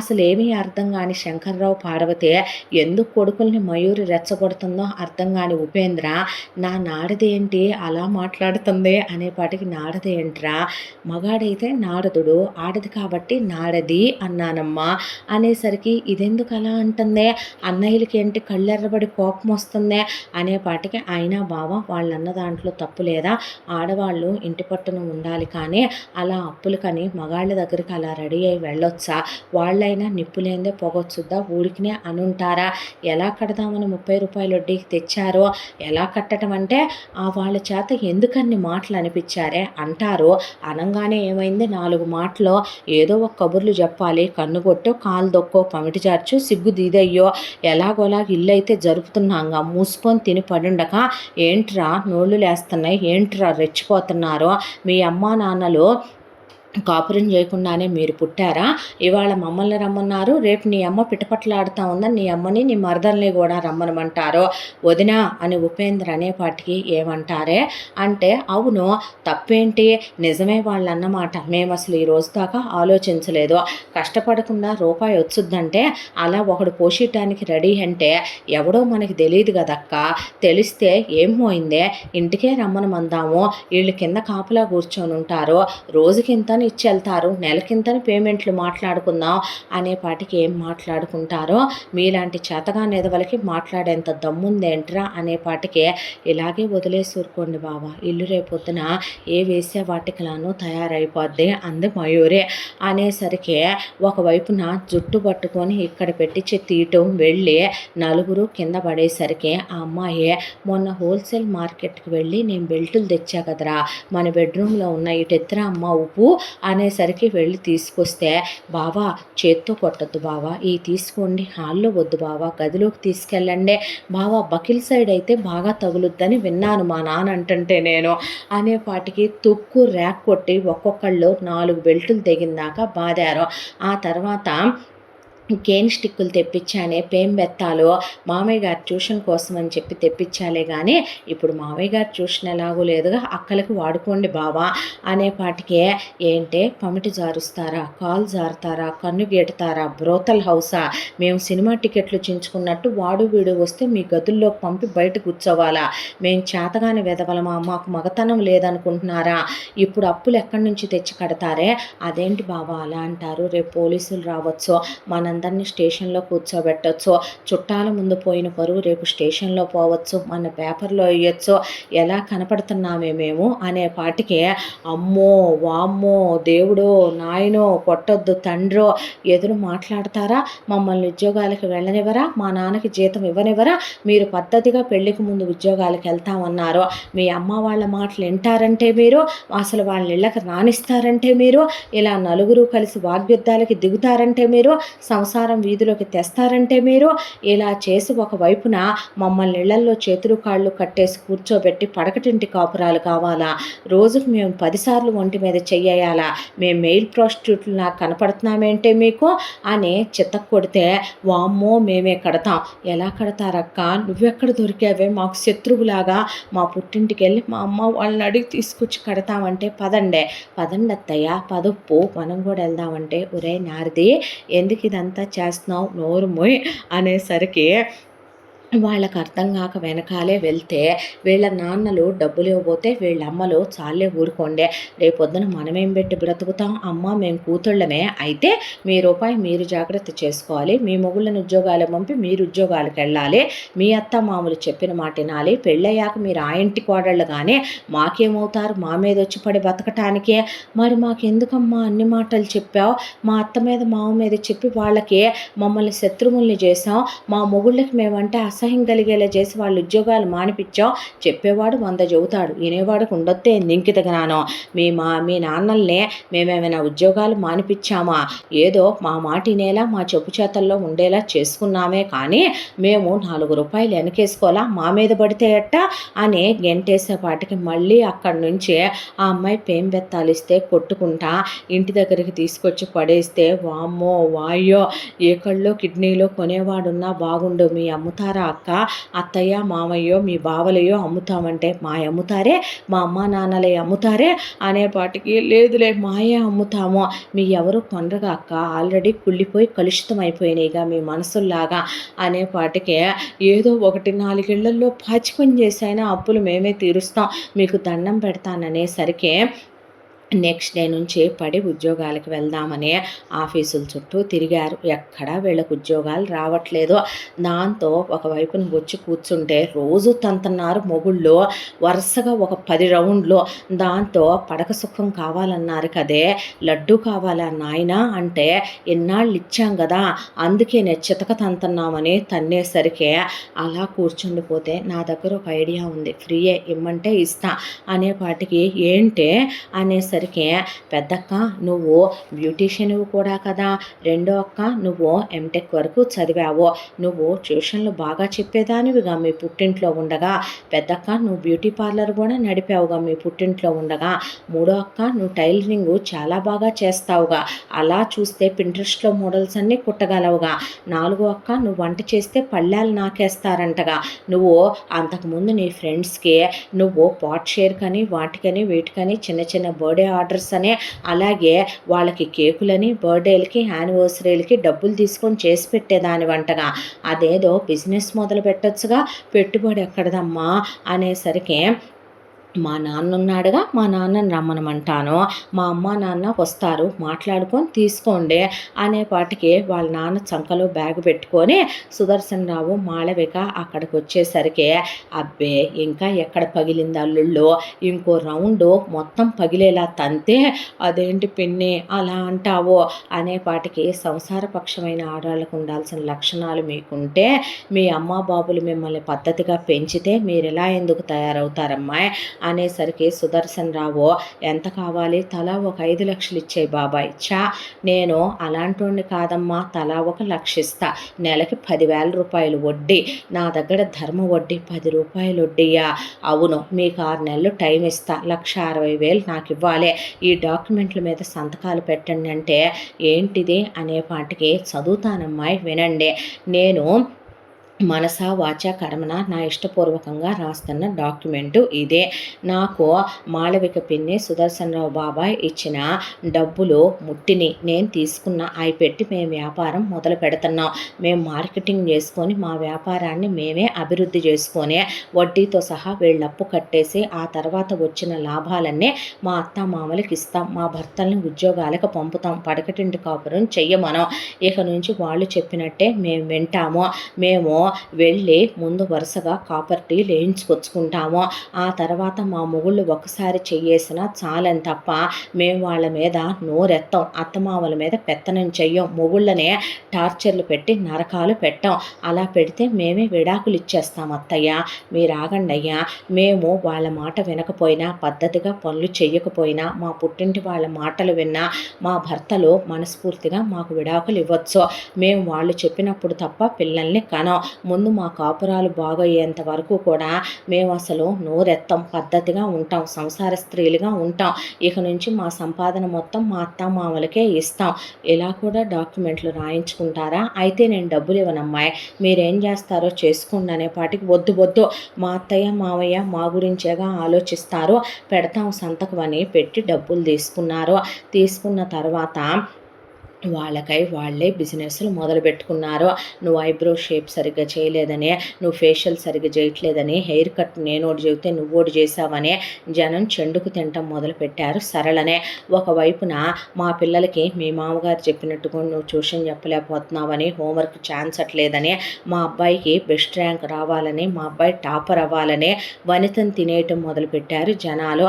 ఒకవైపున బోట్ నెక్ ఇంకా డీప్ రావాలని నువ్వు పైకి పెట్టావని, ఒకవైపున టైలరింగ్లో వందనని తినేయటం మొదలుపెట్టారు. క్యాటరింగ్లో నువ్వు మేము ఒక రకంగా చెప్తే నువ్వు ఉప్పు కారాలు నువ్వు మైల్డ్గా వేసావు, మేము స్పైస్గా తింటాము అనే ఒకవైపున సంయుక్తని చెండుకు తినటం మొదలుపెట్టారు. కష్టం విలువ తెలిసిందే, బాధ విలువ తెలిసిందే, రూపాయి విలువ తెలిసిందే. దాంతో ఆ మాటలన్నీ పంటి బిగు అని పడుతూ రూపాయి కోసం కష్టము నిష్ఠూరము ముందు కింద పడి మీద పడి తిప్పలు పడి మార్కెటింగ్ చేసుకుంటూ లేని నవ్వు ముఖం మీద పులుముకుంటూ అన్న మాటలన్నీ ఇక సక్సెస్కి స్టెప్పింగ్ స్టోన్స్ అనుకొని వాటన్నిటినీ దిగదుడిపోయిన అనుకుని వెనక్కి తోసేసుకుంటూ వెళ్ళే 6 నెలల కాలంలో ముందు వ్యాపారాన్ని నిలదొక్కునేలా చేసుకుని ఆ తర్వాత ఈ 6 నెలల వడ్డీ సుదర్శన్ రావుకి ఇచ్చి ఇంకొక 6 నెలలు టైం ఇమ్మనమని అంతకుముందు చేసిన అప్పులన్నీ కూడా అప్పులు వాళ్ళని రమ్మనమని అప్పులు కట్టేసుకుంటూ సంవత్సరానికి సుదర్శన్ రావు దగ్గర తీసుకున్న అసలు వడ్డీ 1,60,000 ఆయన చేతిలో పెట్టారు. అక్కడి నుంచి వస్తున్న లాభాలు ఏ రోజు ఆ రోజే కాబట్టి ట్యూషన్ ఫీజు ఒక్కటే నెలకు ఒకసారి వచ్చేది కాబట్టి క్యాటరింగ్ ఆర్డర్ తీసుకోగానే పచ్చళ్ళని, పిండి వంటలని, కారపొళ్ళని, ఇంకా బేకరీ ఐటమ్స్ అని పెంచుకుంది సంయుక్త. ఆ తర్వాత ఆ డబ్బులు, క్యాటరింగ్ చేసిన డబ్బులు, ఒకవైపున టైలరింగ్ డబ్బులు, ట్యూషన్ చెప్పిన బ్యూటీషియన్గా వచ్చిన డబ్బులు మొత్తం అత్తామామలకి ఇవ్వటం మొదలుపెట్టారు. ఈలోపు 5 కాల్ లెటర్స్ వచ్చినాయి. వీళ్ళ అన్నదమ్ముల 5గురికి ఒకే ఆఫీసులో ఇదివరకన్నా హయ్యెస్ట్ ప్యాకేజ్తో ఉద్యోగాలు వచ్చినాయి. దాంతో 5గురు కలిసి ఉద్యోగాలకు వెళ్ళటం మొదలుపెట్టారు. 5గురి జీతాలు తెచ్చి వాళ్ళ అమ్మా నాన్నలకు ఇస్తున్నారు. ఎప్పటికైనా అత్తామామలు విశ్రాంతి తీసుకుంటున్నారు ప్రశాంతంగా అనే ఆ అమ్మాయిని నువ్వు రావే ఉద్యోగం ఉద్యోగానికి నాకేం తోచట్లేదంటే, మీ అన్నయ్యలతో కలిస్తే నీకు ప్రపంచమే తెలీదు, ఏషాలేకో. నేను మా అక్కతో కలిసి, మా అక్క నేను కలిసి మ్యూజిక్ డ్యాన్స్ స్కూల్ పెట్టుకుంటున్నామంటే, నీకు డ్యాన్స్ వచ్చా బంగారం, మా నాన్న మాకు అన్నీ నేర్పాడులే అని ఆ అమ్మాయి వాళ్ళ అక్క కలిసి మ్యూజిక్ డ్యాన్స్ స్కూల్ స్టార్ట్ చేసుకుని, వాళ్ళక్క మ్యూజిక్ క్లాసులకు వచ్చిన పిల్లలే ఆ అమ్మాయి డబ్బులు తీసుకుంటుంటే, డాన్స్ డబ్బులు తీసుకొచ్చి మయూరి వాళ్ళ అత్తగారికి ఇవ్వటం మొదలుపెట్టింది. ఇలా ఇంకో సంవత్సర కాలం గడిచిపోయింది. ఆ తర్వాత బాధ్యతల విలువ తెలుసుకున్నారు. మొగుళ్ళు చెప్పిన మాట వింటున్నారు, పద్ధతిగా ఉంటున్నారు. ఇదివరకు వాళ్ళ అత్తగారి ముఖంలో కనిపించే విసుగు, చిరాకు, చికాకు ఇప్పుడు కనపట్టలేదు. ఆవిడ ఒక పని మనిషిని పెట్టుకొని బట్టలు మిషన్లో వేసుకుంటూ, మిగతా పని ఆవిడే చేసుకుంటూ, మామగారు వీళ్ళకి బయటకు కావాల్సిన రా మెటీరియల్స్ తెచ్చి పెడుతూ, మొగుళ్ళు వీళ్ళకి శుభ్రంగా కాపురం చేసి పెడుతున్నారు. వీళ్ళని ఒక్క మాట అంటలేదు, వీళ్ళకి గౌరవం కూడా ఇస్తున్నారు. పద్ధతిగా కూడా జీవితాలు సాగిపోతూ ఉన్నాయి. బయట వాళ్ళు కూడా వీళ్ళకి ఒక గౌరవం, విలువ ఇచ్చి మాట్లాడుతున్నారు. ఈలోపు ప్రశాంతంగా జీవితాలు సాగిపోతున్నాయి అనే టయానికి వీళ్ళమ్మలు దిగారు. మళ్ళీ దిగి కూర్చొని చెప్పి కూతుళ్ళకి చెప్పేసరికి వాళ్ళ నాన్నల దగ్గరకు వచ్చి, నాన్న మా మొగుళ్ళు మారారు, మా మొగుళ్ళకి మగతనాలు వచ్చి మమ్మల్ని కొట్టి, మా తోడుకోడలు ₹1 ఇప్పిస్తే వాళ్ళ నాన్నతో మేము ఎలాగో వ్యాపారాలు పెట్టుకొని బతుకుల్ని లాక్కొచ్చుకుంటున్నాము, మా అత్తామామల చేత అనిపించుకున్న మేము మనుషులు అనిపించుకుంటున్నాం, మీరు మగాళ్ళు కాదా నాన్న, మీకు రోషం పౌరుషం లేదా, అమ్మ వాళ్ళని ఎందుకు నాన్న అలా గాలి వదిలేశారు, కూతుళ్ళ సంసారాలు కూల్చడానికి ముదరష్టప్ మందా, ఇలా మా అత్తింటికి పద్దాక రావటం ఏంటి, మీరు తీసుకురావటం ఏంటి, మా మొగుళ్ళ గురించి, మా అత్తారు గురించి, మా పడకటింటి కబుర్ల గురించి వీటికి ఎందుకు నాన్న, సిగ్గు శరం మానాభిమానాలుంటే ఈ మళ్ళీ వస్తాయా అనే మేమేమన్నామే, మీ దినాలు చెయ్యా అంటే కంట్లో కారం కొట్టి అమ్మల్ని పడేసి జుట్టు బీకి నలుగురు చితక్కొట్టి వదిలిపెట్టేసరికి మీరు పడుండలేదా ఏంట్రా, మా కింద కుక్కల్లాగా అల్లుళ్ళని వియ్యాల వాళ్ళని అలాగే పడుండమంటే ఈ ఎదురు తిరిగిపోతున్నాయి, మీ అమ్మ నాన్నల్ని మీ తోడబుట్టిన వాళ్ళని మేము తొక్కేలా అనే పాటికి జరిగిపోయిన గతంలో అన్నీ గుర్తొచ్చిన వాళ్ళు అక్కడే ఉన్న తలా ఒక సెంటర్ టేబుల్, తలా ఒక ఫ్లవర్ వాజు, తలా ఒక అల్లుళ్ళగా నడుములకున్న బెల్టులు తీసి పడేసి పెళ్ళాలని చితక్కొట్టుకుంటూ తీసుకెళ్ళి, ఖాళీగా ఉంటే మీకు ఒళ్ళు బలిసిపోతుందని ఆ వయసులో ఒకళ్ళతో పచ్చళ్ళ వ్యాపారం, ఒకళ్ళతో టైలరింగ్ చేయిస్తూ, ఇంకొకళ్ళతో ఇడ్లీ పిండి, దోశ పిండి అమ్మిస్తూ, కూర్చుంటే తన్ను, నుంచుంటే తన్ను తంతూ, కూతుళ్ళకి వెళ్తే కాళ్ళు నరికేస్తామని వాళ్ళు రిటైర్మెంట్లు తీసుకొని మరీ వీళ్ళని తీసుకొని తీర్థయాత్రలకు వెళ్ళి రావటం, పల్లెటూళ్ళలో ఉన్న వాళ్ళ అమ్మా నాన్నల్ని, తోబుట్టువుల్ని కలిసి రావటం, చుట్టాల దగ్గరికి వెళ్ళి రావటం, అసలు ఈ ఊళ్ళోనే ఉండటానికి వీల్లేదని ఇక్కడ ఇవన్నీ సెటిల్ చేసుకొని పల్లెటూళ్ళల్లో ఉన్న వాళ్ళ దగ్గరికి తీసుకొని వెళ్ళిపోయారు వీళ్ళ నలుగురే అమ్మల్ని, నాన్నలో. అలా కుదుటపడ్డాక ఏ చుట్టాలైతే వీళ్ళని అవమానం చేశారో అదే చుట్టాలు వచ్చే వాళ్ళ ఇంట్లో ఫంక్షన్ ఉంది రమ్మనమని వీళ్ళని పిలిచి వెళ్ళారు. అత్తయ్య వెళ్తున్నాంగా చీర తీనా మీకు అని మయూరి అడిగేసరికి, లేదమ్మా వెళ్ళట్లేదు, వాళ్ళు మన పరిస్థితి బాగోనప్పుడు మన నానా మాటలు అన్నారు, ఇవాళైనా మన పరిస్థితులు ఏం కుదుటపడ్డాయి, ఎంతైనా కొడుకులు కోడళ్ళని ఒక మాట అనుకోలేను, అక్కడికి వెళ్తే వాళ్ళు మళ్ళీ ఏదో ఒకటి అంటారమ్మా, ఎందుకు మాటలు పట్టం అనేసరికి, చుట్టాలు అనుకున్నావు ఇలా అంటారని అనుకోలేదు అని బాధపడుతుంటే అత్త మామ మొగుడు చేయి పట్టుకొని ఆ అమ్మాయి ఒక గదిలోకి తీసుకెళ్ళి తలుపులు వేసేసింది, కిటికీలు మూసేసింది. మీతో నేను ఒక విషయం చెప్తాను, తిట్టాలనుకుంటే తిట్టేయండి, తప్పనుకుంటే ఒక మాట అనండి, పడతాను, మాట్లాడించడం మానేయకండే అన్నాక ఏమైందిరా అనేసరికి, మీకు కొన్ని నిజాలు చెప్పాలి మావయ్య, మీ ఉద్యోగంలోంచి మిమ్మల్ని వాళ్ళు తీసేలా నేనే మీ ఎండి గారితో మాట్లాడే మిమ్మల్ని ఉద్యోగంలోంచి తీసేయించాను, దానికి కారణం మీ ఆరోగ్యం పాడైపోవటమే, ఈ వయసులో నా తండ్రి లాంటి మీరు కష్టపడటం, ఈ కుటుంబం కోసం మేమందరం ఉండగా మీరు చాకరీ చేసే మమ్మల్ని పోషిస్తున్నంతకాలం మీ అబ్బాయిల్లో మగతనం రాదో, మీ కోడళ్ళకు వాళ్ళు బుద్ధి చెప్పి సంసారం తీర్చిదిద్దుకోలేరు, దాంతోనే మీ ఉద్యోగం మానిపించా, ట్యూషన్ పిల్లల్ని నేనే వెళ్ళి, పేరెంట్స్ అందరికీ మన కొంపలో జరిగేది తెలుసు కదా, ఆ విషయమే చెప్పి మీరు పిల్లల్ని పంపి మా మామయ్య కష్టపడుతుంటే మా బావలు మా తోడుకోడళ్ళు మారరని చెప్పేసరికి వాళ్ళే పిల్లల్ని ఆపేశారు. పాపం అత్తయ్య మీ దగ్గర టైలరింగ్ చేయించుకునే ఆంటీలు చాలా మంచి మంచివాళ్ళో. నేనే వాళ్ళ దగ్గరికి వెళ్ళి చెప్పి బట్టలు ఇవ్వద్దని చెప్పాను. మన ఇద్దరు ఉద్యోగాలు కూడా మన ఎండీతో మాట్లాడి నేనే తీసేయించాను అని ఆ రోజు నగలు ఎక్కడికి వెళ్ళలేదు. ఆటో అబ్బాయి మాకు తెలిసినోడు. నేనే ఆ ఆటో అన్నకి డబ్బులు ఇచ్చి ముందు నగల్ని తీసేసుకోమన్నాను బెదిరించి. ఆ తర్వాత నువ్వు గాజులు తీసుకెళ్ళి తాకట్టు పెట్టిన ఆంటీ ఏ అమెరికా వెళ్ళలా.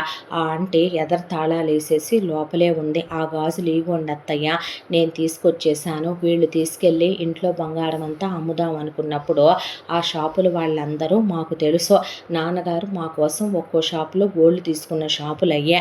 వాళ్ళ దగ్గరికి వెళ్ళి మాట్లాడి గిల్ట్ నగలు ఇచ్చి అవి గిల్ట్ నగలని ఒరిజినల్ నగలు నేను తీసుకొని తెచ్చేసాను. ఇగోండి అత్తయ్య నగలన్నీ. ఇవన్నీ నేను చేయటం వెనక నాకున్న స్వార్థం ఒక్కటే. ఇది కుటుంబం అన్నాక ఆరోగ్యంగా ఉన్నప్పుడు, వయసులో ఉన్నప్పుడు 10 మంది కష్టపడితేనే ఎలాంటి కష్టమైనా మనం గట్టెక్కించుకోగలం. ఈరోజు మీ కోడళ్ళకి పనులు చేయటం అలవాటైపోయింది, పద్ధతి అనేది అలవాటైపోయింది. ఇదే బెల్ట్ తీసుకొని బావలు ఏ రోజో కొట్టుంటే మీరు వాళ్ళని అడిసినా మీరే లాగేసేవాళ్ళు. అత్తయ్య మంచితనం మంచిదే, మీ అబ్బాయిలు మంచిగా ఉండటం గొప్పతనమే. పెళ్ళాలని కొట్టమనో తిట్టమనో ఎవ్వరూ చెప్పరు, పద్ధతిగా ఉండమనే చెప్తారు. ఉద్యోగం చేసుకోవటానికి కాకపోతే చదివిన చదువులెందుకు? భార్యాభర్తలు కలిసి కష్టపడితే అరిగిపోతామా? ఎవరి కోసం? మన కుటుంబం కోసం కాదా? అత్తమామలు సమిధులైపోతున్నా చూస్తూ ఇంటి పని వంట పని అంతా మాకొచ్చని వాళ్ళు ఒళ్ళొంచుతున్న వీళ్ళు ఒకప్పుడు చీపిరి పట్టారా? ఒకప్పుడు బట్టలు వాషింగ్ మిషన్లో వేసారా? మొగుళ్ళకు విలువిచ్చారా? అత్తమామలకు గౌరవం ఇచ్చారా?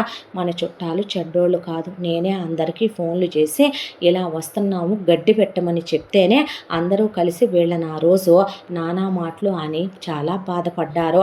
అప్పులిచ్చిన మన తెలిసిన వాళ్ళు, బంధువులు, చుట్టాలు అందరూ పాపం మీ ముఖం మావయ్య ముఖం చూసి అప్పులు వదిలేస్తామంటే నేనే ఇంటికొచ్చి గట్టిగా మాట్లాడమన్నాను. బావ వాళ్ళకి నేనే పుండు మీద కారం జల్లాను. నేనే వీళ్ళు చేసిన తప్పుల్ని హైలైట్ చేసి చూపించాను. కానీ వాళ్ళని నేనే వ్యభిచారం చేస్తానని, ఇంటికి విటుల్ని పిలిపించుకుంటానని అనమనలేదుగా అత్తయ్య. వాళ్ళు దిగజారిపోయి మాట్లాడితేనేగా బావలు కొట్టారు. దానికే నేను అగ్నికి ఆజ్యం పోసి చితక్ కొట్టించాను. వీళ్ళ అమ్మల బుద్ధులు వీళ్ళకి తెలియదు. నాకెప్పుడో తెలుసు వాళ్ళు ఎలాంటి వాళ్ళో. అందుకే వీళ్ళ పుట్టింటికి తీసుకెళ్ళిన రూపాయి పుట్టలేదు. వీళ్ళ నాన్నల్లో ఇన్నేళ్లకు మగతనాలు వచ్చి ఈ ఊరు నుంచే వాళ్ళని తీసుకెళ్ళిపోయి వీళ్ళ అమ్మల మాటలు వినకుండా పద్ధతిగా ఉంటున్నారు. మన్నెవరూ ఏమీ అనలేదు. మన చుట్టాలు, బంధువులు, మన చుట్టూ ఉన్న వాళ్ళందరూ మంచోళ్లే. మీరెవరితో మాట పడలేదు. నేను ఇదంతా చేసిందే ఈ ఇంటి చిన్న కోడలుగా, ఈ కుటుంబం యశస్సు కోరే, ఈ కుటుంబం బాగుండాలని. ఈ బంగారం నువ్వు వాళ్ళకి చూపించకత్తయ్యా, చెడగొట్టేసి మన పరిస్థితి బాగున్న రోజు మళ్ళీ చేయించి సెట్లో కలిపేసే. అలాగే ఈ విషయాలు మీరు బావా వాళ్ళకి చెప్పొద్దు. చెప్తే మనందరం ఏకమయ్యే వాళ్ళ పెళ్ళాలను వాళ్ళతో కొట్టించామనుకోవచ్చు. లేదా వాళ్ళకి ఈ విషయం తెలిసి భార్యలతో చెప్తే మళ్ళీ పరిస్థితి మొదటికి రావచ్చు.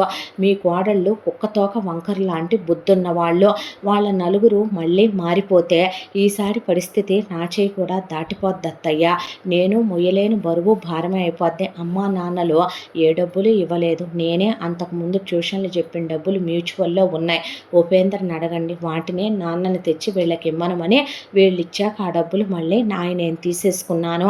పైన వీళ్ళు వేసిచ్చిన ఎక్స్ట్రా వడ్డీ డబ్బులు ఇగోండి 10 రూపాయలు వడ్డీ. నాకే వడ్డీ అక్కర్లేదు. కానీ ఈ విషయం చెప్పొద్దత్తయ్య అన్నాక మాకే మా కొడుకుల్ని పెంచడం చేత కాలేదమ్మా. అందుకే వాళ్ళు భార్యలను దెబ్బేసినప్పుడు వెనక్కి లాగేశాం. మాకే మా కోడళ్ళని అత్తలా మామలా చూసుకోవటం రాలేదు. అందుకే పరిస్థితి అంత దిగజారిపోయింది. ఈ ముసలి ప్రాణాలకి నీ పుణ్యమా అంట ఇప్పుడన్నా ఒక ముద్ద తిని ఇంత విశ్రాంతిగా పడుండే రోజు వచ్చింది తల్లి. ఎందుకు చెప్తాం? చెప్పమమ్మా. నిజంగా చెప్తే మా కొడుకులు నిజంగా ఏదో టైంలో పెళ్ళాలతో అంటారో వీళ్ళు ఇక 10 తలల రావణాసురుణ్ణి మించిపోతారో చెప్పమమ్మా అన్న తర్వాత ఆ రోజు నుంచే పిలిచిన చుట్టాల ఫంక్షన్కి వెళ్ళొచ్చి ఆ తర్వాత రూపాయి పోగు చేసి ముందు స్థలం కొని శంకర్రావు పెద్ద ఇల్లు కట్టించాడు. ఆ తర్వాత ముందు కొడుకులకి ఆయన కారు కొనిచ్చాడు. ఆ తర్వాత ఉపేంద్ర ఎప్పటికీ నేను నిజం చెప్పనని భార్యకి మాటిచ్చే దేవతలా నా జీవితంలోకి వచ్చావని ఆ అమ్మాయిని కౌగిలించుకొని ఆ అమ్మాయిని మనసారా ఐ లవ్ యూ అని నీకు రోజుకి ఎన్నిసార్లు చెప్తానో తెలియదు, కానీ ఈరోజు నిన్ను చూస్తుంటే నీ కాళ్ళకి దండం పెట్టాలనిపిస్తుందిరా అంటే, నోరు మైపిచ్చోడా, ఎవరి ఇల్లుది, ఎవరి సంసారం ఇది, మంద కాదా అన్న తర్వాత 5గురు అన్నదమ్ములు కలిసి ఆఫీస్కి వెళ్ళొస్తూ ఒకళ్ళకొకళ్ళు తినిపించుకుంటూ వాళ్ళు క్లోజ్గా ఉన్నారు. వీళ్ళు పనులు చేసుకుంటూ అత్తామామలకి డబ్బులు ఇస్తూ ఆ తర్వాత ఆయన 5 స్థలాలు కొని 5గురు కొడుకుల పేరు మీద పెట్టడం, 5గురు కోడళ్ళకి బంగారం చేయించడం, 5గురు కొడుకులకి 5 కార్లు 5 బైకులు కొనటం, 5గురు పేరు మీద ఇంతింతని పొలాలు కొనటం. ఆ తర్వాత 5గురికి ఒక్కొక్కళ్ళు చొప్పున కొడుకులు పుట్టుకొచ్చారో మళ్ళీ ఆ నుంచి ఊదాకే పేర్లు పెట్టాలి, ఉప పాండవులు పుట్టారని కొడుకులు వెంటనే కోడళ్ళకి ఆపరేషన్ కూడా చేయించితే పెద్ద కొడుకు అరుణ్ కొడుకు అర్జున్, ఆనంద్ కొడుకు ఆకాష్, ఇంద్ర కొడుకు ఈశాన్, ఈశ్వర్ కొడుకు ఈశాంత్, ఉపేంద్ర కొడుకు ఉదయ్ అని పేర్లు పెట్టి మళ్ళీ వాళ్ళని ఉప పాండవుల్లా పార్వతి వేలు పట్టించి పెంచుతూ ఈసారి పిల్లలు తమ పిల్లల్లా ఉండకూడదని తెలివితేటలు నేర్పిస్తూ పిల్లల ఫ్యూచర్ కోసం వాళ్ళ పేరు మీద ఎడ్యుకేషన్ కని ఫ్యూచర్లో వాళ్ళ అమ్మా నాన్నల మీద ఆధారపడకుండా వాళ్ళకి సెక్యూర్డ్గా ఇంత అమౌంట్ అని బ్యాంకుల్లో వేసేశాడు శంకర్రావు. ఆ తర్వాత కొడుకులు కోడళ్ళ రిటైర్మెంట్ కూడా ఆయన డబ్బులు దాచిపెట్టి వాళ్ళ పేరు మీద ఎంతని వేసుకొని ప్రశాంతంగా అందరూ కష్టపడితే కష్టం 10 మంది పంచుకుంటే ఎప్పుడైనా ఆ కష్టం తీరిపోద్ది, ఆ కష్టం తేలిక పడిపోద్ది. ఇవాళ వాళ్ళ జీవితాల్లో సంతోషాలు ఆనందాలు, వాళ్ళకంటూ సొసైటీలో ఒక విలువ గౌరవం సంస్కారం అన్నీ ఉన్నాయి. అది మనమే తెచ్చుకోవాలి. అందమైన కుటుంబాలు ఎక్కడి నుంచో నిర్మాణం అయిపోవు, వాటిని మనమే నిర్మించుకోవాలి. పరువు ప్రతిష్టలు అనే వాటిని మనమే వాటి మీద ఎవరూ కదిలించలేకుండా సుస్థిరంగా చిరకాలం ఉండేలా చూసుకోవాలి. ఇప్పుడు వాళ్ళందరికీ హెల్త్ ఇన్సూరెన్సులు ఉన్నాయి, వాళ్ళందరికీ అన్ని సుఖాలు అన్ని సంతోషాలు ఉన్నాయి. కడుపుకి కమ్మగా తింటున్నారు, మనశ్శాంతిగా పడుకుంటున్నారు, ప్రశాంతంగా వెనకాల రూపాయి ఉందే, సంఘంలో ఒక పరువు ఉందే, కొడుకులు కోడళ్ళు పద్ధతిగా కాపురాలు చేసుకుంటున్నారు, పిల్లలు స్కూళ్ళకి వెళ్ళొస్తున్నారు. ఇంకేం కావాలి ఒక మనిషికి? ఇంతకన్నా వసుదైక కుటుంబం అంటే ఇదే కదా. మనం నిర్మించుకునే అందమైన జీవితాన్ని ఇలా మనం లైఫ్ లాంగ్ కొనసాగిస్తే చాలు. వాళ్ళ జీవితం వాళ్ళ కుటుంబం ఇలా ఉండటానికి కారణం చిన్న కోడలు మయూరే. అలాంటి కోడల్ని కనిచ్చిన వియ్యాల వారికి కృతజ్ఞతలు చెప్పి ఏ జన్మకి నీకు రుణపడిపోయా ఉంటామమ్మా, మళ్ళీ జన్మంటూ ఉంటే నీ కడుపును పుట్టాలని ఉంది తల్లి అని ఇక కొడుకు కోడలు ఎప్పుడైతే చెప్పొద్దన్నారో ఆ నిజం వాళ్ళు మిగతా కొడుకులకి చెప్పలా, కోడళ్ళకి చెప్పలా. వాళ్ళు అలాగే ఉంటూ వీళ్ళ జీవితాలను బాగు చేస్తూ ఇలా ఈ కథ కంచికి చేరింది. ఇంతటితో ఈ కథ పూర్తి. మళ్ళీ మరొక మంచి కథతో కలుసుకుందాం. తప్పకుండా మన ఛానల్ని లైక్ చేయండి, షేర్ చేయండి, సబ్స్క్రైబ్ చేయండి, బెల్ ఐకాన్ క్లిక్ చేసి ఆల్ అనే బటన్ని ప్రెస్ చేయడం మర్చిపోకండి. ఇంత మంచి కథను మనకు అందించిన కథా రచయిత్రి సాయి లలిత గారు. మరో మంచి కథతో కలుసుకుందాం. Thank you so much.